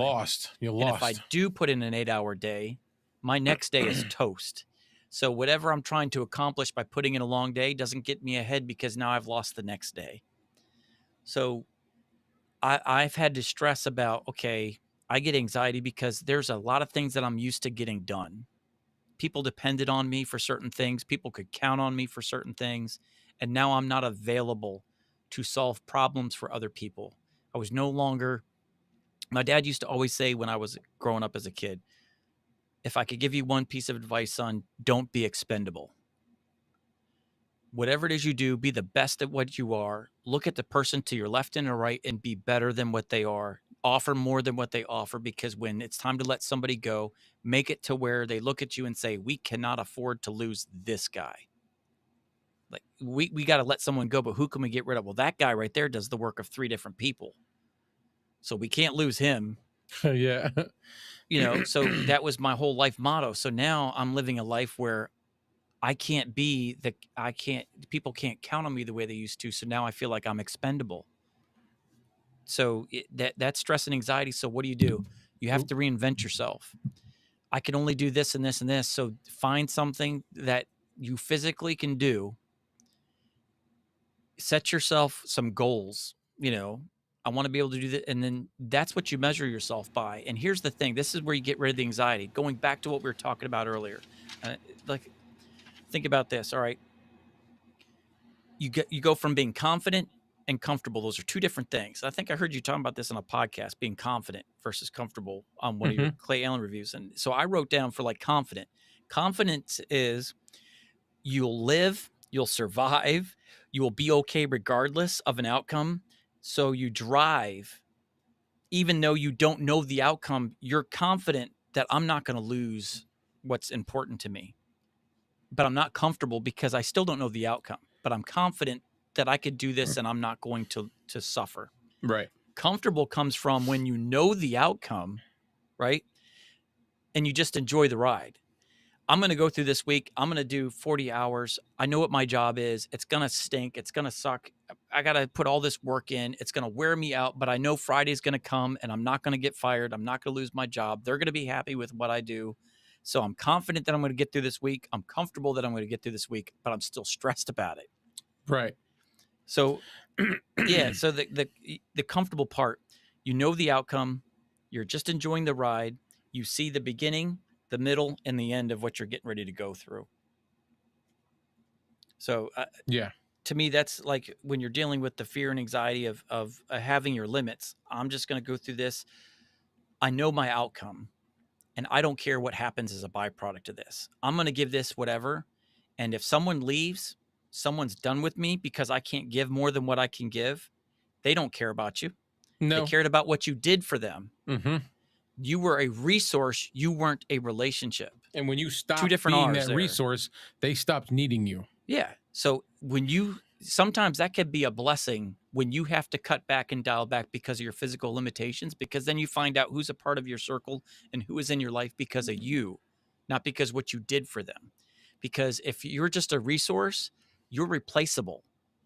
You don't want to sacrifice your time, energy, and stress for someone that can replace you, just like a carton of milk that goes bad.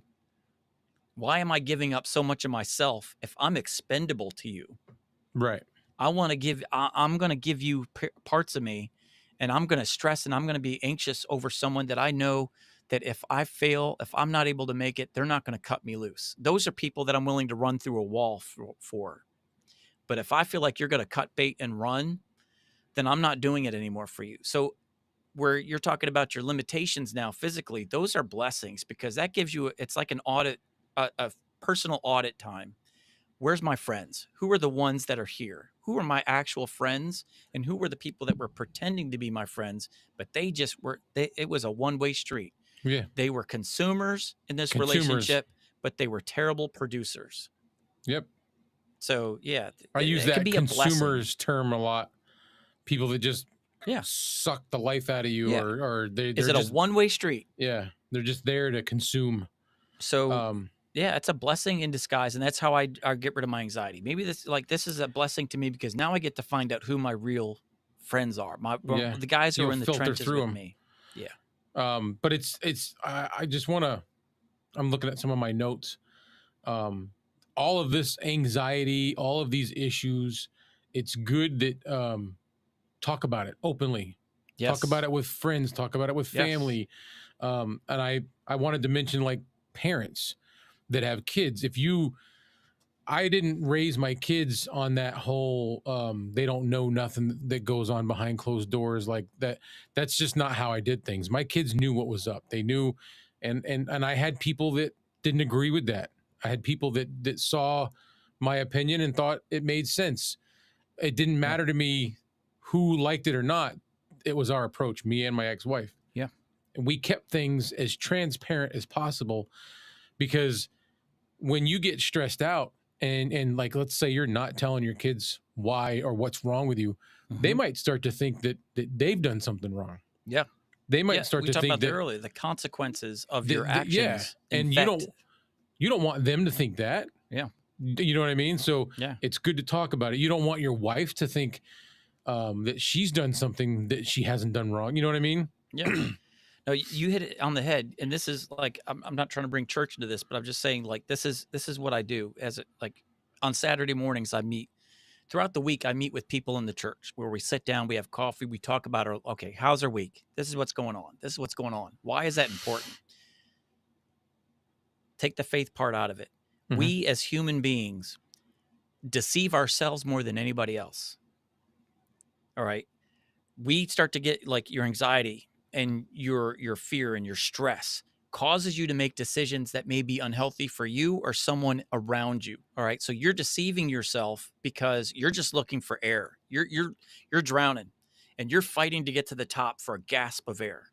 So when you're doing that, you don't care about anything. When you get to that point, you're willing to pull some people down around you to get there. If you got to get there, it's a fight. It's a survival mode. So you justify, this is the big word, justification. You start to justify your behavior because you're in survival mode. But sometimes we deceive ourselves that it's okay to be that way. You need to be able to sit down with someone like you're talking about, to talk about it out loud, because you need someone to call you out on your BS. And what I mean by BS is your belief system. All right. I believe that it's okay to react this way. It's okay to do this. People just need to get over it because I'm angry, I'm upset, and I'm stressed out. Well, the people that you need someone to look across from you and say, hey, I get it. You're stressed, but the people who are suffering have nothing to do with your situation, but they're the ones that are getting all the flack. They're the ones that are getting the toxic part.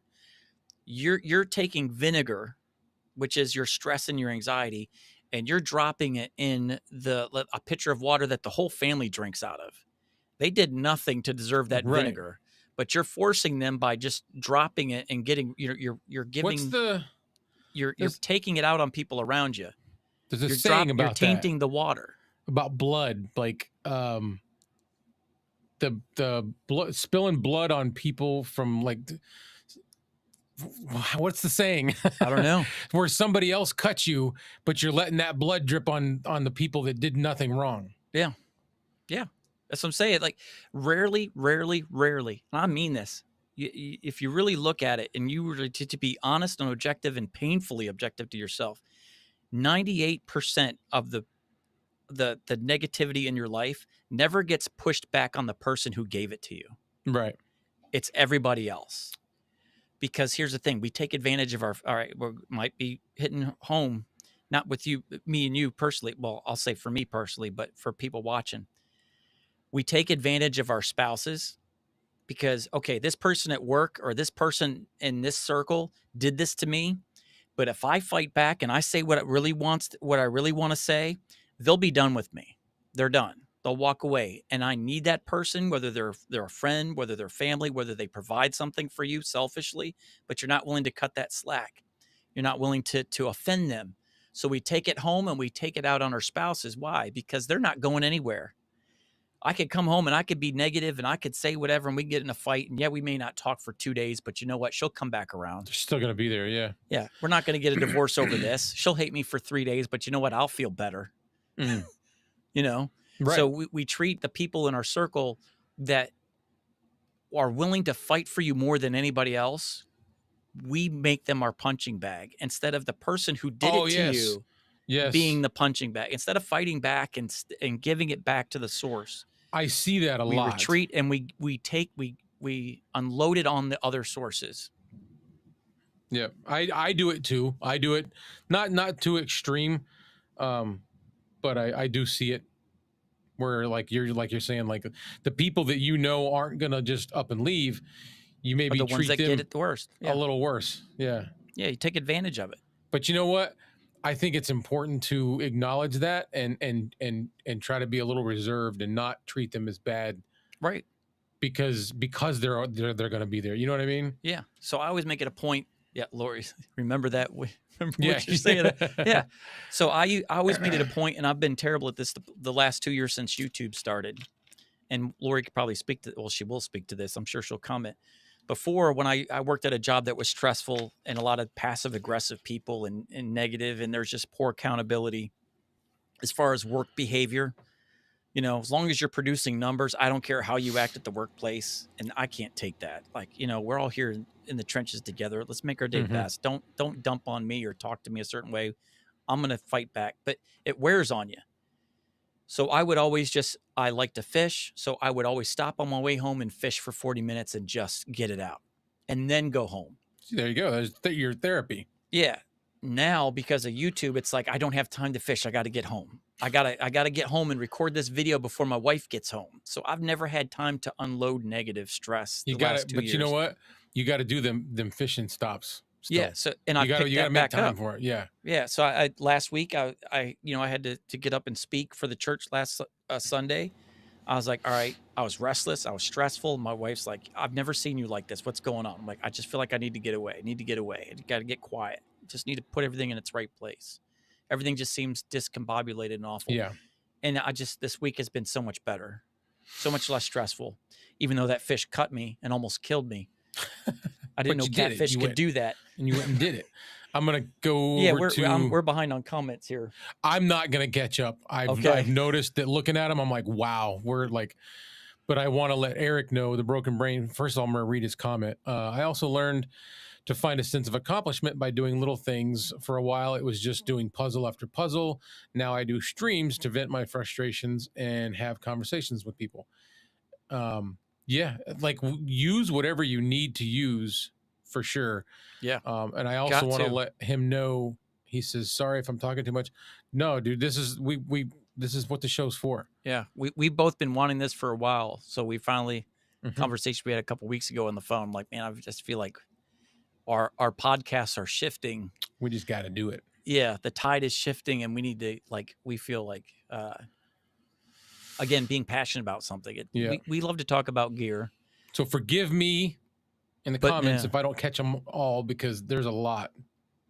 we can burn You through know the 'em. little slide bar that's next to it. Yeah, It's getting smaller and smaller and smaller. it is tiny. It's tiny. But I think this is proof about, we've been wanting to talk about this stuff a little more, just dealing Mhm. with life and stress, microphones. But man, we got to go somewhere in our community where we could just talk about life and stress and how do we handle YouTube or jobs or content creation, the stress side of All it, of it, just the stress. negative Period. side. Yeah, Yeah. balancing it. What else do I have on my notes? I think his blue lights died, Kevin. Oh, you know what? I never turned it on. Oh, I didn't know if they were battery I operated. didn't turn We've been on on for an my. hour and a half. I didn't turn on my amber one or my blue one. I'm not gonna bother now. Let me read this one real quick. Yeah. I'm awful when it comes to convo about school. I don't want to talk about school, especially if I'm not doing well in one of my classes. That stuff weighs on you. You do got to talk about it because if you don't, the worst part, and this is why I wanted to bring this up, the worst voice that you will ever hear, the most negative voice, the most one that will defeat you the most is the one in your own head. Mhm. If you don't talk about stuff that's really pulling you down with someone else, you need encouragement, believe it or not.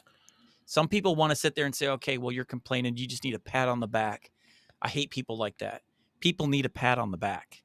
This world is full of negativity, cancel culture, you name it. Yeah. You can't be weak. You got to be strong. And if you don't agree with me, I'm going to not just disagree with you. I want to erase you if you don't agree with my political beliefs, spiritual belief, whatever it is.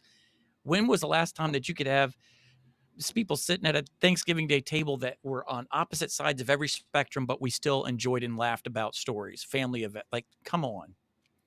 So stuff gets toxic. You got to be able to get rid of that. So you got to surround yourself with people that will pick you up, so, encourage you. So yeah, if you know there's something, again, this is going to the beginning. When you see anxiety in your life, calling it out, getting back to the source. Mhm. If you identified the source of your stress and anxiety as then you need to talk about it, because you need someone to call out what your voices are telling you in your head as BS. That's, your belief system is flawed. Okay, same belief system. Belief Don't get system. mad as a pastor saying BS. Belief system. Call your belief system out. And you know what? No, you're not doing bad. Okay, you're struggling because your time is, you need someone to reassure you that you're doing a good job, that you're trying your best, that it's okay to not get a 99% A in every class. Yeah. It's okay. The It's world's not okay. gonna end. We're not perfect. We weren't meant to be. Yeah. And If you keep it up in here and you don't share that, you are your own worst critic. You are the biggest voice to stop doing whatever it is you're pursuing if you don't share it. Like you're your own worst enemy. that touches on my last part of my notes, which is owning your downfalls and failures. Yeah. Yeah. It's Own them. yeah. Learning experiences. It's all part of learning. Tom Buck And- said today, I'll just say this real quick before I forget, and then you could jump in. Yeah. Tom Buck said today in his live stream with Heather, his wife Heather, and their couples table, they were sitting there at B&H in New York. Him, Bandrew from Podcastage were on this panel. And Heather said, I was sitting there and I was just amazed because what I heard was three people sharing their failures. I heard nothing but failures, but they were all growing experiences. You grew because of the failures. Yeah. So yeah, you were saying. That's basically it. It was just saying that owning up to your downfalls, your failures, knowing that you don't always get to win. Like you don't always get to win, and you don't always have to win. Yeah, like exactly. You literally have to fail in order to learn and in order to become better the next time. Like if you don't fail, you're not gonna. I don't see anybody getting further. Oh my gosh. Just again, like I always tell everybody, the devil will give you everything that you possibly need to distract you, to keep you going in the wrong direction. Same with failure. if you don't fail at something that you're not the lane you're not supposed to be in, if you're doing something for someone else and you're getting success every step of the way, you are going further. A golfing term, you're hitting a golf ball deeper into the woods. You still got to go get that ball, Yeah. or you're going to hit somebody. Yeah. You got to know where to you got to learn how to hit the ball in the right direction. So if you failed by hitting in the woods, you're going to stop. You're going to do everything you can to learn how to hit it straight. So again, if you're failing at something, that's a blessing, because it's telling you this isn't my lane. Sometimes it is your lane and you're failing, you're learning how to do it better, but it's that self-audit time. All right, I failed at this. Is it because something I did, or am I just, was I doing this for the wrong Am I reasons? approaching it wrong? Right. Was I doing it for them, or was I doing it for me? I failed because I was trying to provide a need or a service or do something for somebody that I'm not skilled at. I was trying to fill a need that someone else should have been filling. I talk about this in the church all the time. We talk about filling seats with serving. Sometimes we try to do 20 different things because the church needs 20 different things. Well, if you're trying to do 20 different things, you're robbing a seat that someone who actually wants to do something can't sit in, because you're doing 20 different things. So if you're failing, figure out is that even supposed to be your lane? Because if you're trying to do all this stuff, someone else that wants to learn doesn't even get a chance, because you're doing everything yourself and you're failing at it. Yeah. So look around. Okay, I can't, and I had to have this meeting, for church staff. I'm doing 5 different things and I was getting exhausted. All right, we've got too much on your plate. What do you want to get rid of? What am I failing? That was my thing. What am I failing at the most? Okay. Am I failing at it because I'm not good at it? I just don't have the time for it. Do I love it? Like, you gotta assess where you are with whatever it is you're trying to tackle. So my failure is your chance to sit there and look at it objectively and say, all right, is this something I'm truly passionate about? If I'm still passionate about it, what am I doing wrong to make that a failure? Yep. Or if I'm failing at it because I really don't like this. I'm not passionate about it. Okay, good. That failure, just recognize that. Now you can cut it loose. Like I said, it's the learning process. Yeah. So you learn what to cut loose. Yeah, do I you cut have to what fail. I failed at loose, or do I cut what caused me to fail this loose? And there's a good possibility it's going to be both. Yeah. Yeah. It's so yeah, not failure is a good thing. Yeah. It is. It is. Failure, you can't be afraid of it. It'll show you the things that you want to do that you need to do better now. Yeah. And you'll weed out also the things that you probably shouldn't do or you should back off on. Yeah. Yeah, the comments are nuts. I'm not going to catch up. I love it. I love it. I'm just going to go to the last one here. Kevin and Felix from the Mod Squad are 2 great people stuck in a dark place, and they helped me out of it. Boost the tribe. Boost the tribe. The most important thing is recognizing you're not alone, surrounding yourself with, I can't say this enough, identifying the people that reach out to you when you don't reach out to them. How many one-way relationships do you have in your life? How many people do you talk to simply because you initiated the contact? You need to start surrounding with people that will say, hey, man, I haven't heard from this guy in 7 days. Everything okay? Surround yourself with those people. Because when you start letting anxiety and fear really overwhelm you, again, we retreat. You shut down. We shut ourselves out. You need them people that will call you out and say, hey, what are you doing in there? Where you been? Where'd he go? What? Get out of there. Come on, man. Let's go out to lunch. Let's go do something. I have me and both my sons have this I guess it's a bad trait. We don't do it intentionally. We will not talk to each other for a long time. And there is absolutely no negative reason why. And then all of a sudden we won't stop talking for weeks. And then we'll stop again. It's just, yeah. And there's a flip side of that too. It's important to surround yourself with people who do reach out, but it's also important to surround yourself with people who don't get offended if you don't talk to them. And like Bark and I, we could go a stretch where we're talking like every other day about something from fantasy football to Mike reviews or something. And then we just don't say anything to each other for like 2 months. Because they take accountability for it. Yeah. And they say, well, you know what? I'm no better. I haven't reached out to you either. So yeah, no, we're both busy. We're good.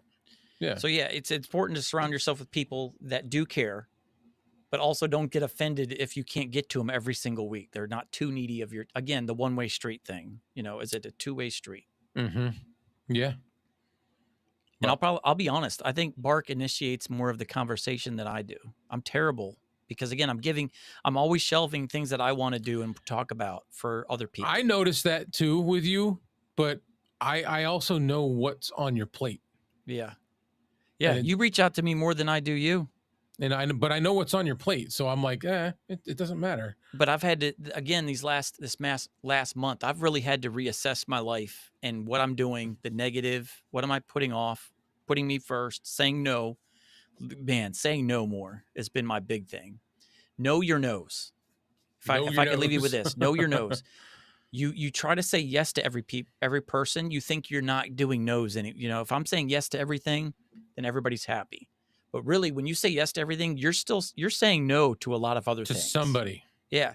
So because you can't keep up with all those yeses. Yeah. So when you say yes to someone, who are you saying no to? Know your no's. So if I say yes to this, who's going to be a no because of this? Who's paying a price? Yes. So know your no's. And that's been my phrase for the last month is know my no's. Okay. If I say yes to this, who's going to suffer? I just can't stop thinking about a nose every time you say that. Know your nose. Know your nose. So yeah, I've had to get to that. And yeah, I got to get better at it. So I'm surrounding myself with people now that That's a good one. Participate in my circle. They're not. I'm getting involved in projects with people that are motivated to go without me having to do everything. So, and that's including ministry. Like I got a guy that was looking to do something, and he jumped right in, and he's just running with this thing. Thank God. Know your Joe. Yeah. Know your Joes and know your nose. I say know your Joe. Yeah. And that's for content creators. It's important to team up with someone who's willing to do the work with you and not dump everything on you. You and I work together. Mm-hmm. We help each other out. We balance each other out. There are days where, today you were running and I was sitting here with nothing to do. What can I do for you? Let's roll. Yep. And vice versa. Like, Mike you were setting up the streams going every week tonight, guys. Yeah. And 9 times out of 10 before this, you were the one that was in there getting the stream scheduled. Do it. So yeah, we help each other out, and it's important to go into the trenches and content creation. Dude, I'm way better today, but this would be it's Friday. So Wednesday would be 7, 8, 9, my 9th day being sick.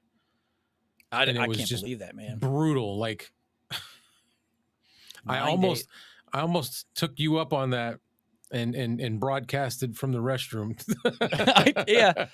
He's like, man, I said, maybe you need to start thinking about setting up a live stream in the bathroom. Right there, yeah. Just don't let anybody know which room you're in. Drop a green towel or a green screen behind me. Just hit the mute button for the courtesy flush. It's been brutal, man. Like brutal. Like, I don't know. So that being said, I was all amped up about this tonight because this is my first live for the Clay Allen Chronicles. And then I was like, wait a minute, I'm not even ready. I'm not set up. I'm not like, gotcha, boo. I was like, hey, Mike. Yep, gotcha, boo. I was sitting here at my desk. I was like, man, I'm home early. It's getting my life in order now where things are prioritized. I'm like, man, I get to go home early. I'm sitting here. I'm just watching a movie. My daughter runs up the stairs. Clay's trying to call you, Dad. I'm like, my phone's not ringing. It's because I've got your phone. I didn't even know I didn't have my phone. So I was like, got something to do. I got bad news for you, Chris. I am the king of TMI. Yes. Yep. I am not bashful. Yeah. Yeah. I was like feverishly trying to get a hold of you. I'm like, oh, I need to ask him. Should we do this or not? Yeah. Outsider Jess says, I wish I had someone to do content with having someone disguise your weakness and boost your strength. Don't get frustrated. I wanted to have someone to do a live stream with for 2 years. You got to be paid. You got to find the right person in your circle. Like it took me 2 years to stumble across and run into Clay here, and it's been magical. Yeah. So just be patient. Don't jump in with the first person, because I've had a lot of people say, "Oh yeah, I'll do a podcast with you." But are they doing it with you or right riding on your coattails? Right? Oh yeah, you do all the work. I'll pop in there and do whatever. So what I would always do is I'd mention, hey, I'm looking for someone to do, oh, I'd do it with you. Then I would stop and not say a word and see if they would take the next step. Hey, what do we got to do? What do I need to do? And they would never respond. So it's just like, okay, you got to find that person who's willing to jump into the trenches with you and do 50% of the workload. Yep. It's a team. It really is a team. And there's a lot of stuff that goes into setting up a live stream. It's not just, hey, go live. You got to spend time on graphics. You got to spend time. I mean, if you want it to look professional. Yeah. You got to get the music in there, the countdown timers. Then, then you're going to find out, like we did, first live stream or two, you're going to have problems. Then you got to figure out how to fix those. You got to spend time fixing the problems. How to get around it the next time. Yeah. How to schedule your live stream notifications. It took us a month. But with a lot of help from Chris. Yeah. But if you look and if you start putting the feelers out there, you'll find somebody. Yeah. And that's what you start looking for someone that wants to do the work, do some work with you. They're not just wanting to jump on your live stream. They want to put like, let's do this. Let's spend some time on it. So yeah, be patient. It took me 2 years to get here, but I'm glad I did, because had I jumped in to a podcast where I was doing all the work, I'd have been burnt out and I wouldn't be live streaming today. I wouldn't even be doing a YouTube channel. Here comes that resentment. Yeah. And it takes the passion right out of you and the drive to do it. So it's important to get into it with the right person. Otherwise, you'll get into it quicker if you just pick anybody, but it'll wear you out and suck you dry. Yeah. Long-term goals. You're in it for the long game. Kevin says, not to be vain, but I like our music. That bluesy. Oh yeah, that bluesy. I love it too. It's so cool. But Kevin made me a rap song. Oh my God. It's cool and it's catchy. But Kevin made me a rap song. I know. I wanted the bluesy one. I'm not telling you to make one I'm going to figure it out. But I appreciate it. And I've played it to everybody. I think it's cool. EV Mux, does it have the ability to have background music? Yes. Okay. Yeah. So like just here, you got a music tab at the top. I'll hit play right here. Yeah. Okay. But you can. So yeah, you can upload music. So on the top, you'll have layers, music, comments. Yeah. And then I can just upload media and it'll be under that music tab. Because I can get us some blues, some like rock and blues. Stress and anxiety. Yeah. Life's getting ready to end. What do? You rave. What, night out at the Roxbury? Yeah. Okay, sorry guys. It's getting late. We're getting loopy. It's all right. I have been planning on it being a late one. But yeah, so that's good. I can bring us in some stuff. Yeah. How do I do it? I'll do that right now. Yeah. Let's see. Broken brain. I'll sit while you're doing that. I'll read this one. Sorry. A little bit of work, not much. Haha. Yeah. And Broken Brain says, I want to go live with random people to just discuss different life challenges that we have both overcome and how you get into a network. And even like one of the podcasts where I've got lined up, I just got to set the date. Dude's willing to do it. Is the guy Bryce? He has a YouTube channel, got 600,000 subscribers, made rap videos for Call of Duty video games to play in the background music, like hyped music to play during your live streams. He made that. He's got like 14 videos that have over 1 million views. You name it.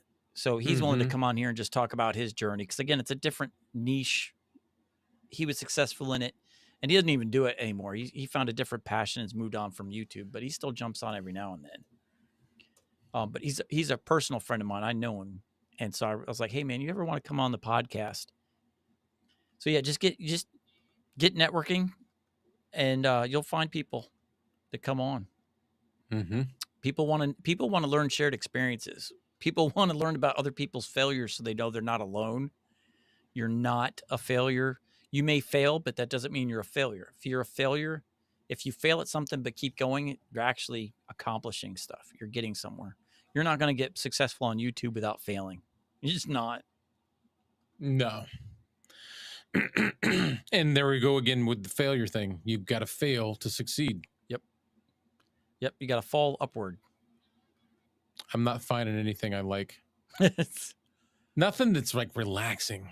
It's in here. because I have it. Yeah, that's another thing. People don't realize, like, when you do a YouTube channel, how much time you spend on art lists going through music. Yeah, like it takes a Hours. long time. Like Yeah, I I could just want spend this half a one day. song. This Yeah, one, it's got to be perfect. yeah. I could And spend half a day creating a list, an art list for my YouTube videos. And then I'll when I do make a this. video, I'm like, nope, nope. I just spent half a day getting all these 30 songs and I don't like any of them when it's time to actually use them. I wasted a whole day on music that I'm not even Yeah, using. So yeah, easily. yeah. The workflow behind videos and live streams, you have no idea how much time you spend on stuff you never even use. What are boneless wings chicken wings or overrated nuggets? Never overrated, they're but just a higher class of nuggets. yeah. See, I used to be a They're the boneless guy all of the nuggets. time, and now I actually like the boned. For wings? Yeah, Yeah, that's yeah, wings. The other yeah, one's just chicken, yeah. which Just is nuggets. good. Chicken's good, but Yeah, I want wings. And it's got to have bone because yeah, there's a goal. You got to like strip that bone. yeah. I love it. And ribs. I had ribs for lunch Sunday. I had ribs the other day for lunch or Great dinner. stuff. Expensive though, man. I went to Chili's. My wife and I went to Chili's for lunch. I had bone ribs. She had something. $60 for the both of us I to eat know. at Chili's. I took my daughter out Unbelievable. a couple weekends ago. We had ribs at. You ever heard of 99? No. Pub 99? It's like Chili's or Ruby Tuesdays or any of those. I had ribs there, and that's not real barbecue to me. I'm from the South originally. That's not real barbecue, but it's as close as I could get. And it was like $60. Yeah. I got a full rack of ribs, and I was like, I knew we were going to pay money, but I wanted some barbecue. Yeah. Oh, yeah. There's So- a barbecue place around here called Mission Barbecue, and it's vets, Army vets, first responders all over the wall and stuff. And it's like a place for them, but everybody gets to eat there, but they celebrate them. And there's a guy that I meet with regularly, a friend of mine who was a fireman who was at 9/11 on Ground Zero. At Ground Zero, pulling people out of the rubble. Yeah, I'm not laughing at that. I'm No, sorry. yeah. I'm just laughing at Joe's comment. Right? Not the Roxbury. But yeah, it was $30 for each one of us to eat there. Hey, and now it's like the cheapest place to eat, and it used to be the most expensive place. $30 per person. Yeah. Oh, I'd do that for good barbecue. Oh yeah, but awesome briskets. This is my mother. Oh hey, hey Ma. I sent her the link earlier just to go. Hey, you might want to Night at the Roxbury. I keep going the wrong way. I know, me too. Because I see the screen. I'm like, I see you, so I go that. Oh no, I gotta go this. Ow! Looks so bad. Chris, art list or Epidemic Sound? Go ahead. I switched from Epidemic Sound to art list. Yeah, I did. Yeah, I had to pick between the two, and Tom Buck is the one that kind of indirectly. I was watching live stream and I asked the question in the chat, and he says he uses both, but he's had problems with Epidemic Sound. Like a year later, all of a sudden a song gets copyrighted or flagged. Yep. And he would get through it, but there's a process to go through. Art list, he doesn't have that problem.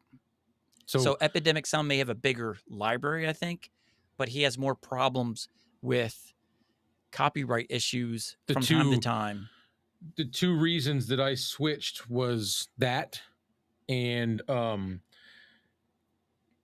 Epidemic Sounds is really confusing. It's like really hard to look up stuff. I mean, I had it for years, so you would think at some point that it would become easy, right? Yeah, it never did. Not compared to Artlist. Artlist is so easy. And once I did like the free trial or whatever, I checked out Artlist and I was like, dude, I'm sold. This is what I'm doing.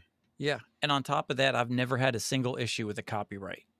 And I've downloaded songs, I've uploaded them for videos on Facebook live streams, YouTube live streams, YouTube, or video production on social media. I've never had anything flagged ever. No. From Artlist. And it's like I said, it's easier to me to find music. The only thing I don't like about it is, for whatever reason, I always have a hard time finding the original download spot. Like there's got to be a spot on my computer that is just jam packed full of Artlist stuff, Oh but I yeah. can never find it. Oh, that's what I like about Mac. Apple, there's a I have tab a, that I have a literally, Mac. yeah, so you just go to the top and hit go and then hit downloads on that list, and everything you've ever downloaded is on that list. Where go where? What are you talking about? So there's a bar on the top of your Mac window, your screen, you got the Oh, okay, Apple go. Finder, hit the go, and then down that list is Oh, downloads. and then it'll pull them all up. Everything you've ever downloaded is in that tab. And Artlist files have that black square with the yellow A in it. So Yellow they're A, easy yeah. to spot. Ow. Yeah. That's Wait, how my come I don't most see- go-to tab. So I see them. Well, there's Mhm. like one. No, so I don't know. Well, maybe I should expand the window. Yeah. I make it full screen to see everything.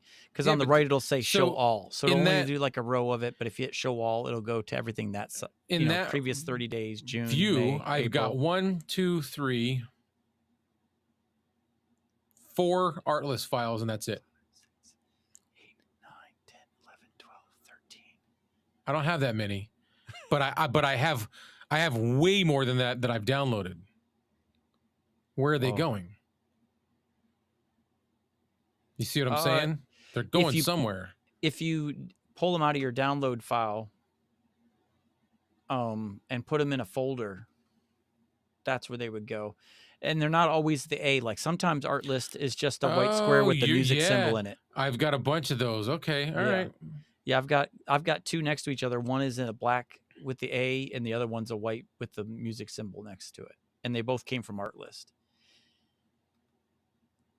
And they're both MP3 It's not like one's a WAV file and one's MP3. They're both. It's weird how it does that. So yeah, I'm looking at like 30 downloads of Artlist right now. Oh, I've got more than that. Now that I look at it this way. In the last 30 days, yeah, 30.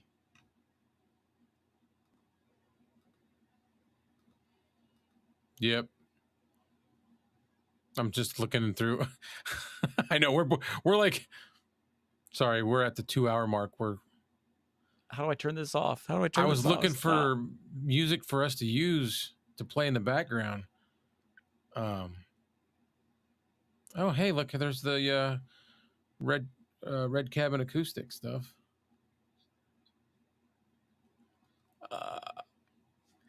How can I pull that in there? I got to pull that in to show off Joe for everybody. Music. Yep, just go to music, click that, or add media for layers. Add new layer. Then you can add media. Oh, I thought you had to go through music. Add new layer. It'll go to your music. Once you download it, it'll end up under your music tab. So media. Then what do I pick? Apps, widgets, media share. Yeah. Sometimes you can just drag it here. Media files. Yeah. Oh no. And that's how you find it once it's in there. It's freaking out on me right now. If you want to bring it in there, just drag the file over top our window on your screen, your preview window, and it'll automatically download into EVMux. While you're doing that, I'll catch up on some comments real quick. Hi, Ma. Chris says. Thank you, Chris, for saying hi to my ma. Outsider Jess, the tipping thing is going to make people slow down on ordering food. It has become an inconvenience and too expensive. That's a whole bugaboo for me. When you go to like a restaurant, or you go to a drive-through and they hand you a receipt to sign and it says tip. Like, it's a drive-through. Why am I tipping? Then you feel like a jerk when you like cross out the tip and just do your total. Oof. Anyways, that's a topic for another live stream. Let's save that. That's a good one. That's a good one. This is why I use copyright-free services from YouTubers where I can download. Hey, Stream Beats from Harris Heller. I used that for my first 2 years before I jumped into Artlist. Great stuff. Great stuff. And it's a huge, huge library he's got. Oh, yeah. Chris says it right next. You could always use Stream Beats. Yep. Chris was on it. Yep. Stream Beats by Harris Heller. I still use it from time to time. Because what I found is when I try to make DVDs of video and stuff, sometimes I burn DVDs of video production projects that I make. If I try to bring in Artlist, music, sometimes it gives me an error when I'm trying to burn the DVD Mm-hmm. because it's got that copyright. But when I use And Stream Beats for my background music for video projects, it never fails. It always goes through. it doesn't want to let me upload it. Ooh. Let me try this. Is the Stream Beats website back now? I haven't seen it in a while. I want to search it up. I'm not sure. I know you can go on Yeah, it's not letting me do it. Spotify. Spotify, you can get Stream Beats. Just play it in the background. Let me look real quick. Chris is on it. I Know your have Joe. to. Streaming This is software are we using? horrible, Mike. What? I have to let you have the wheel for a little bit by yourself. Okay. We are using EV Mux. I will be right back. All right, I got you. We use EV Mux. Clay used to use StreamYard, but he's moving over to EV Mux. StreamYard, this is just like StreamYard, except better. It's like they took everything that was good about StreamYard and they made improvements upon it. I think StreamYard sold ownership to someone else and they just stopped upgrading it and trying to make it a better product, and things were happening and they weren't really on top of it. They used to have town hall meetings where you can go in and share your frustrations and needs for upgrades and things like that, and StreamYard stopped doing that. EV Mux, you get more features for the same price. So like I can get 1080p for $25 a month, and stream in 4K also, I think, for $25 a month. StreamYard, I think, was like you can only do 720. If you wanted 1080, you had to pay the $40 package or something. So yeah, you can get more features in the middle package. And StreamYard, you'd have to pay more. So I love it. I love EV Mux. It's not as known as StreamYard. They just started like maybe 2 years ago, but it's perfect. It's so user friendly. So user friendly. What camera is Mike using tonight? I'm using my Sony ZV-E10. I actually am getting ready to do a video review. I wanted to use this tonight, which is my webcam I just got. It is the holding up box. I know you guys have been asking about a video review of this, the Anchorworks C310. I went ahead, broke down, and got it. So I've been saying no to other people about stuff they want to send me, and I went ahead and bought this webcam. And I wanted to use it for the live stream tonight, but I did not get it hooked up in time to get it dialed in. So using the Sony ZV-E10, I'm using the Fifine K669D microphone. It's underneath the Rode WS14 pop filter. I got a little foam spacer to fill in the gap so it fits on nice and snug. Got rid of the shock mount, kind of cleaning up the look. And I'm using the Vocaster 2 for my audio interface tonight. Broken Brain Show says, I've always had a hard time talking with church people and therapists because they always want to talk instead of just fully listening to what is being said. My channel gives people the ability to talk. Yes. Dude, people just need to vent in a safe place. We've lost that, where we can go, like, you got to be able to speak your mind, talk your frustrations, and not be judged by what you're going through, because sometimes what you feel is not how you truly are. It's just you're trying to process stuff. So you think the voices get inside your head. You start beating yourself up over it. You start thinking and looking at people differently. That's not who you really are. That's just how you feel. So letting him talk and get it out, just purge all that stuff. It's huge. So like what I do when I meet with people, I meet with several people for coffee, lunch, and I just sit down and we just talk about life and just getting it out. No judgment. Just get it out. Talk out loud. Sometimes you don't realize how ridiculous your thoughts are. They make sense when you keep them to yourself, but when you say it out loud to another person, you actually start like, man, that does sound kind of weird. Man, I am overreacting. Or, man, I am really belittling this thing that actually should be a bigger problem. I need to really address this or something. So yeah, it is huge to just sit and let people talk. And again, no fear of judgment for that talk. So yeah, church people can be like that. There are a lot of church people that enjoy the negativity, and they take advantage of people that want to talk. So I'm just here to vent and then they don't do anything to make the changes in their life. You come back and meet them the next week, and they're still miserable. They did nothing. Yeah, you're going to find that. So it's important to sit down, find someone that's willing to listen, and hold on to those people, because they'll hold you accountable to your thoughts, your decisions, your actions. They'll call you out on things that you shouldn't be doing, help you in the things you should be doing, and also, again, allow you a chance to vent and just say stuff, and they're not going to walk away from you. You're just getting it out, letting that purge. Kevin says EV Mux is almost like baby OBS. Yes, man. If I'm telling you what, I love OBS. I love it. I wish OBS would let us do things like this, posting comments. If OBS could do that, I would be all in on OBS. That is the only negative to me regarding OBS, is it not being able to just post live comments on the screen. If they did that, oh my gosh, they would rule the world. Let's see here. StreamYard is the simplest way to go live. EV Mux is next. If you want to use the most control over everything, the OBS is the best choice for Mac. Ecamm Live is the choice for you. Yeah, I love OBS. I just wish they would have the ability to bring up comments and chats like this. You can bring in everybody's comments, but you can't like highlight. On OBS? Yeah. I've had Ecamm Live. I loved it for Mac. Just too expensive for me. For what I needed, I had to pay $50 a month for Ecamm Live for what I need. I'm able to get the same stuff, those same needs out of EV Mux for $25. There is a plugin. Yeah. It's been glitchy for me. So if it's not reliable, it's not dependable. I go to somewhere like EV Mux where I know I can bring up the comments. But I say this, but my last live stream on Tuesday night, none of the comments were coming up on I could see it on the live stream, but they were not popping up. So put my foot in my mouth on EV Mux. Yeah. First time it's ever happened. So I sent him an email saying, hey man, I did a live stream, 300 views, and I couldn't see any of the comment. I couldn't bring them up on the screen. They were not showing up in the comment tab at all, but I could see it on the live stream on my phone. Let's see here. Know Your Joe, or a Broken Brain Show. I just know that getting lost in your own thoughts can be harmful. Exactly.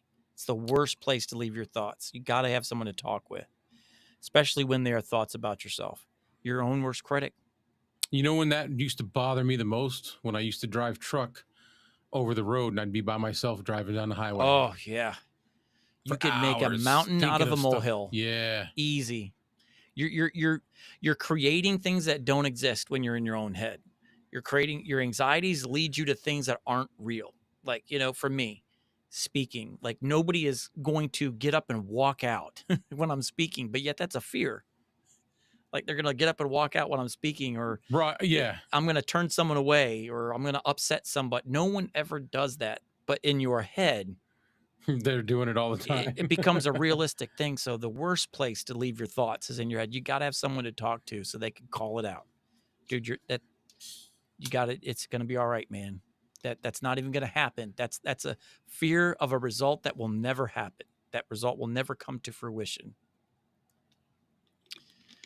Oh wait, I forgot one. I don't know what the new features are yet. Say a video about it right before this stream started. I tell you what, is we talking about new features on OBS? I guess. I don't know. For that one. When it comes to OBS, I know Chris is the kind of the guru. Every time there's a major update and I do it, my virtual camera stops and I can't. Happened to me today. I had to do a Zoom call today with someone in California, and I had my phone, and when I turned my laptop on, there was virtual camera. And then I went to, but I didn't go there. I didn't select it yet, but I saw it. So I tried to use my phone for my camera like you're doing. And when I went to go live, the virtual camera was gone, and I had done the update. I literally hit the update before go. I'm like, let me do this update before. Yeah, and I stopped doing the updates. I lost it. OBS 30 point whatever, I forget what the number is, but I just stopped. I'm like, nope, I'm not doing it no more, because every time I do, I lose my virtual camera. Yeah. So I went into the Zoom meeting and she saw I was in my recording studio, my other office, where it's got the sound pads everywhere. And it's like where I do a lot of my video production, recording and stuff. She's looking in the background and she's like, man, you must be like a professional YouTuber podcaster or something. I was like, yeah. I said, but I feel kind of bad. I said, I feel like I'm a NASCAR driver who showed up to a race with a tricycle. I'm using my laptop webcam because I can't get any of my cameras to work right now. So I must not be that good. But yeah, it was terrible, man. I had to do a Zoom call with my laptop webcam because I had a DSLR Canon camera in front of me and I had my iPhone. I couldn't use either one of them after my update today. Frustrating. This is just going back to what he was talking about. Yeah. You were just talking to him. Eternal demons, yeah. They'll tear you down. Mm-hmm. I tell you. Yes, OBS new release, Joe. See, I'm trying to stay away from them. Every single time I do it, I'm like regretting it. So I'm just gonna leave it alone. Yep. What is Chris saying? Says really you are on? Yeah. So about the OBS, yeah, I'm on Mac, Chris, and literally every time I do the update for OBS, I lose It happened to me virtual today. camera. Happened to me. Nothing else. Everything else works good. It's just the virtual camera and it's gone, and like I can't figure out how to fix it. I'll start panicking, and then I'll uninstall OBS, and then I'll go look for an older version and reinstall it again. I'll have to go check mine when I get done here to see if it's back up. But yeah, it was there, did the update, and it was gone in 5 minutes. And I could not access virtual camera at all. Yeah. And this is I needed it. The outsider Jess, he's like, I don't know why laptops have the worst camera, but your phone is as good as a DSLR. Yeah, I know. I seriously, like, why can't our laptops have the same camera that our phones have? Why not? It's what people are willing to spend their money on. So if you want a laptop, you're looking at graphics card, computer power. So it already gets up to like $2,000, right? A phone can get you everything you're looking for, but yet you add that perfect camera and it's only $800 or $1,000 or $1,200. But a laptop, to get what you want the laptop to do, then put in a good camera in there, then you're above 2,000 a lot for a laptop. And a lot of people just aren't willing to pay that much for a laptop. They'd rather pay that much for a tower where you can upgrade the parts. Laptop, especially with Macs, it's hard to get into a Mac and upgrade that. No, that's but if you get a PC tower, you can pull motherboards out, graphics cards. You can upgrade and rebuild. You have a Mac Mini also, right? Yes. How do you like that? I love it. I love that's what I'm thinking about. I still have the M1 and it handles everything. Finding a used one. Yeah. I got mine refurbished. Yeah, I want M1, M2 at least. Yeah. I got a refurbished one 2 years ago for $499. It was the bigger, it was the M1 with the 16 gigabyte, not the 8. And it's awesome. I love it. I love how small it is. I love how quiet it is. I think I'm good. I've told you about this. My computer, my laptop, my MacBook was from work. Blah blah blah blah blah. I think they're gonna let me keep it though. That's good. So yeah, I love it. I stream from my laptop for the Tuesday night live stream on the other side of the driveway. Yeah. My wife's parents live next door. We stream from their studio. I built a studio in one of their extra rooms, so I don't have to keep tearing up mine. So I stream from my M1 MacBook over there. Awesome, love it. And my M1 Mac Mini stays here. I'm considering doing something like that. I'm considering it just to get this off my desk, and have the Mac Mini mounted up underneath the desk. Yep, mine's hooked up. Have a little keyboard right here. Yeah, mine was under my desk, and I moved it because I did that system now where I have a desk that has nothing on it, and then I have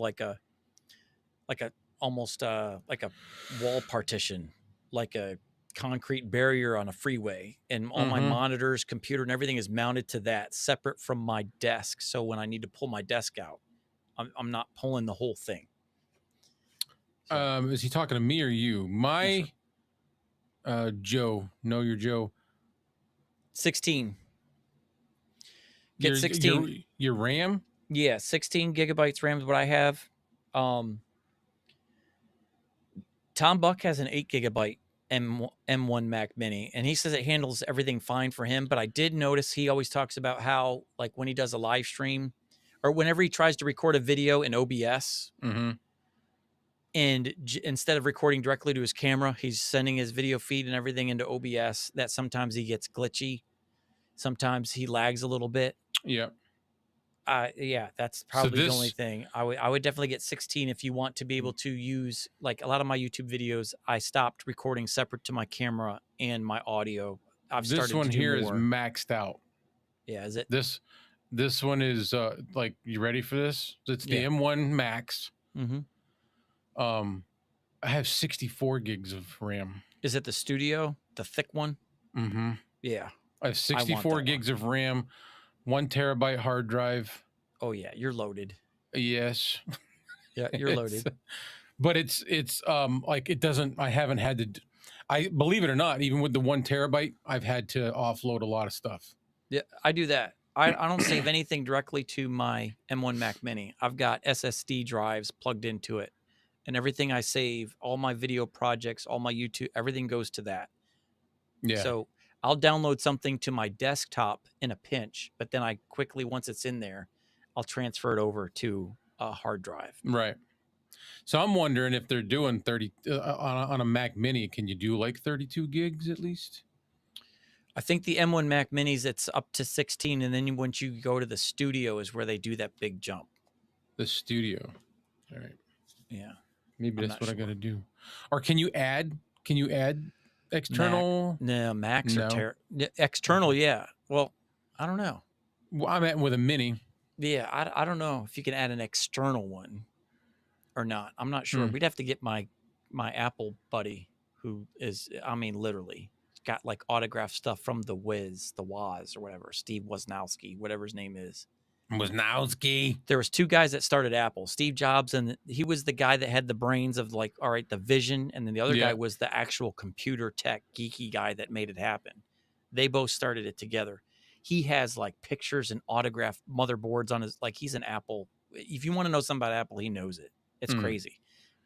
He gets into he gets into phones and everything, replaces batteries for us. He knows it all. Nice. So I'll ask him. Crazy show we got. We're talking about computer specs now. I know.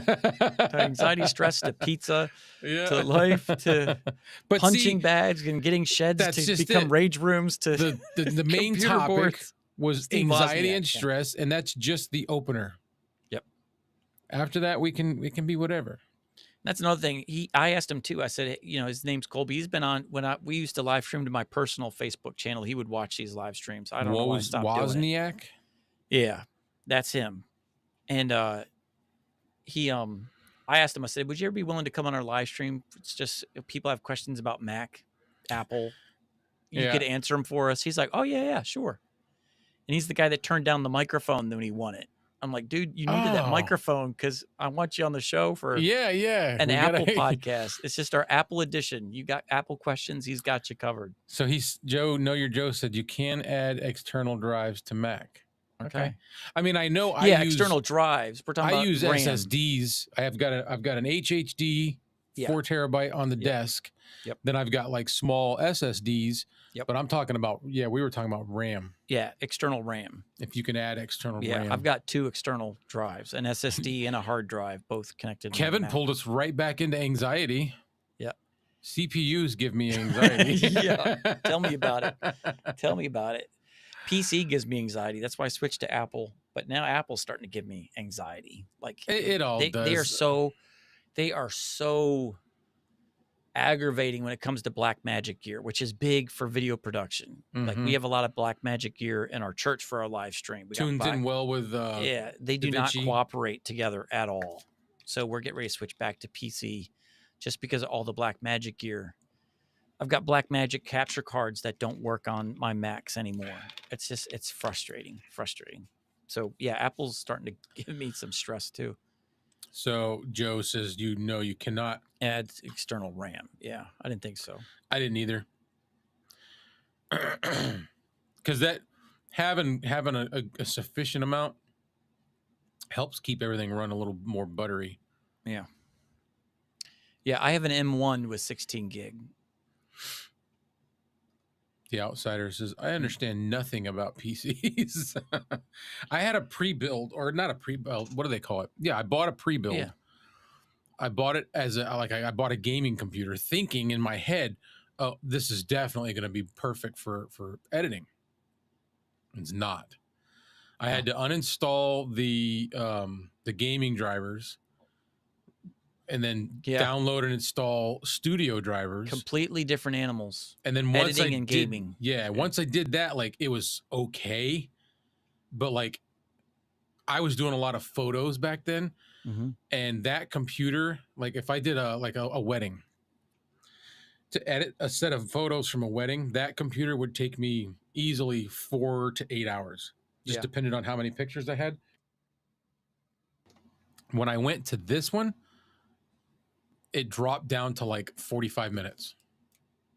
Yeah. Because I don't know if you've done photos or whatever, but like once you get a good preset established for your edits, you can just kind of keep using that same one and just kind of rocking and rolling, you know?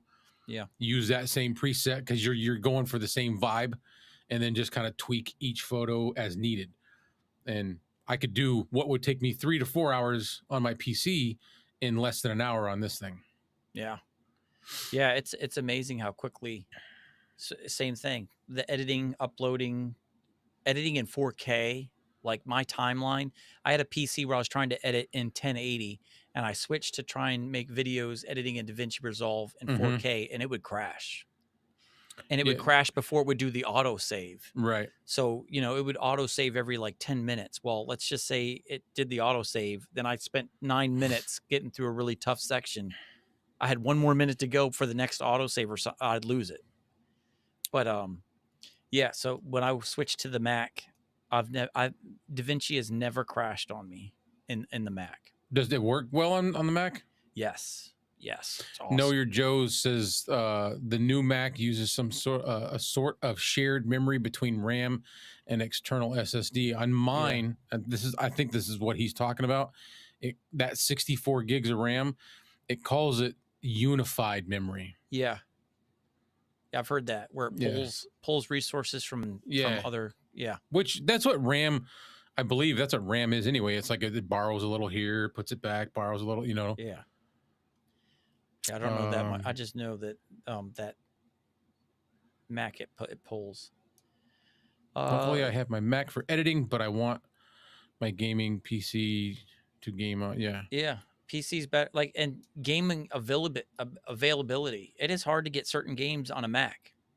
You just can't get them. Yeah. They don't offer them in Mac. I haven't even tried. No, there was a way around it. There was an app called Google Stadia, where it was like a server browser based. You could go on to a website and they like downloaded it there, but you could play through the internet.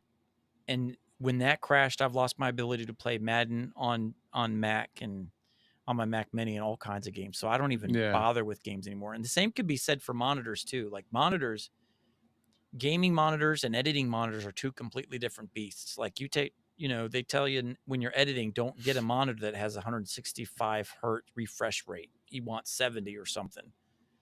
It's a completely different thing as Editing far as visuals. like video or yeah because I have no choice. I use my my gaming monitor. I have two. I have two gaming monitors, and then I have a regular editing monitor over here. But I never swipe it over to that one. I have a 32-inch monitor in front of me, and then two 24s on the side. Right.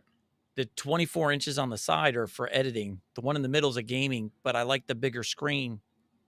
So what I do is I just cut my timeline up and get my graphics. But when I want to look at video quality, I will usually like upload it and then watch it, preview it on YouTube on my M1 Mac Mini or M1 MacBook, because the screen on that thing is about as accurate as you can get for color accuracy. Yeah.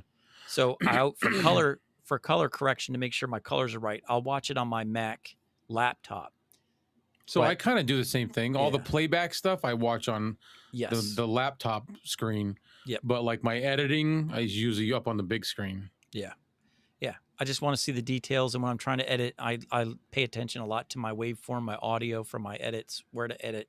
So I need that detail, the fine tuning details, Is it the fine detail? the fine details. Yeah. I'm still waiting for something from them. I Oof. know. They sent me pictures. Um, No, I have not played college football 25 yet. I've been so busy. I know when I get that, life will stop for me. I will shut down and Life shut will myself stop. in for like 2 weeks. So I'm like, I don't want to get it until I get through this past week. I'll probably get it next week. I'll probably get it. I'm So lost. I'm not a sports guy. I love college football is my jam. I've My been stuck son's with doing. Madden. I think I told you that. Yeah.